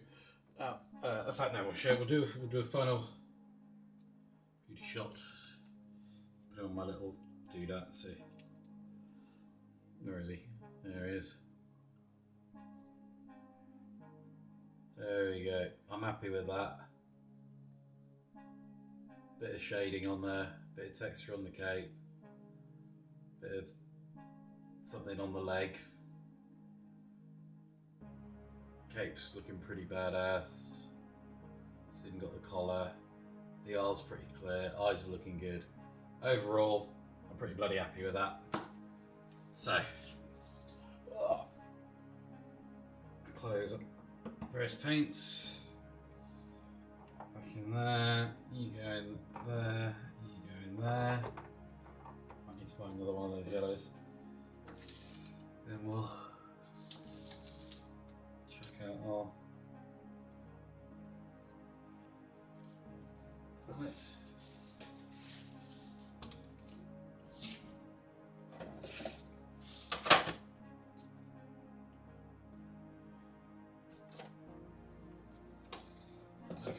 drawer.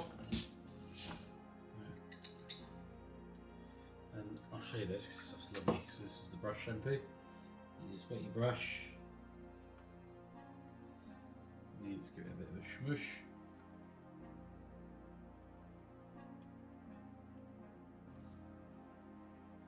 And I tend to just put it to a point like that. That goes in my little pots. My nice brushes.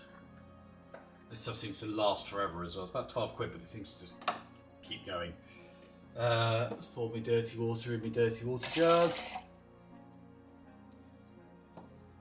I think that's us done. There we go, first official Batman mini painted. What time are we on? 1 o'clock. 3 hours, 42 minutes, so about 3.5 hours to do him. And do you know what? I actually enjoyed that. There were some really challenging little bits there that I'd usually really struggle with, and I did, but I was able to kind of touch them up and redo. Go and check his boots, don't have yellow on. No, they don't, thank God.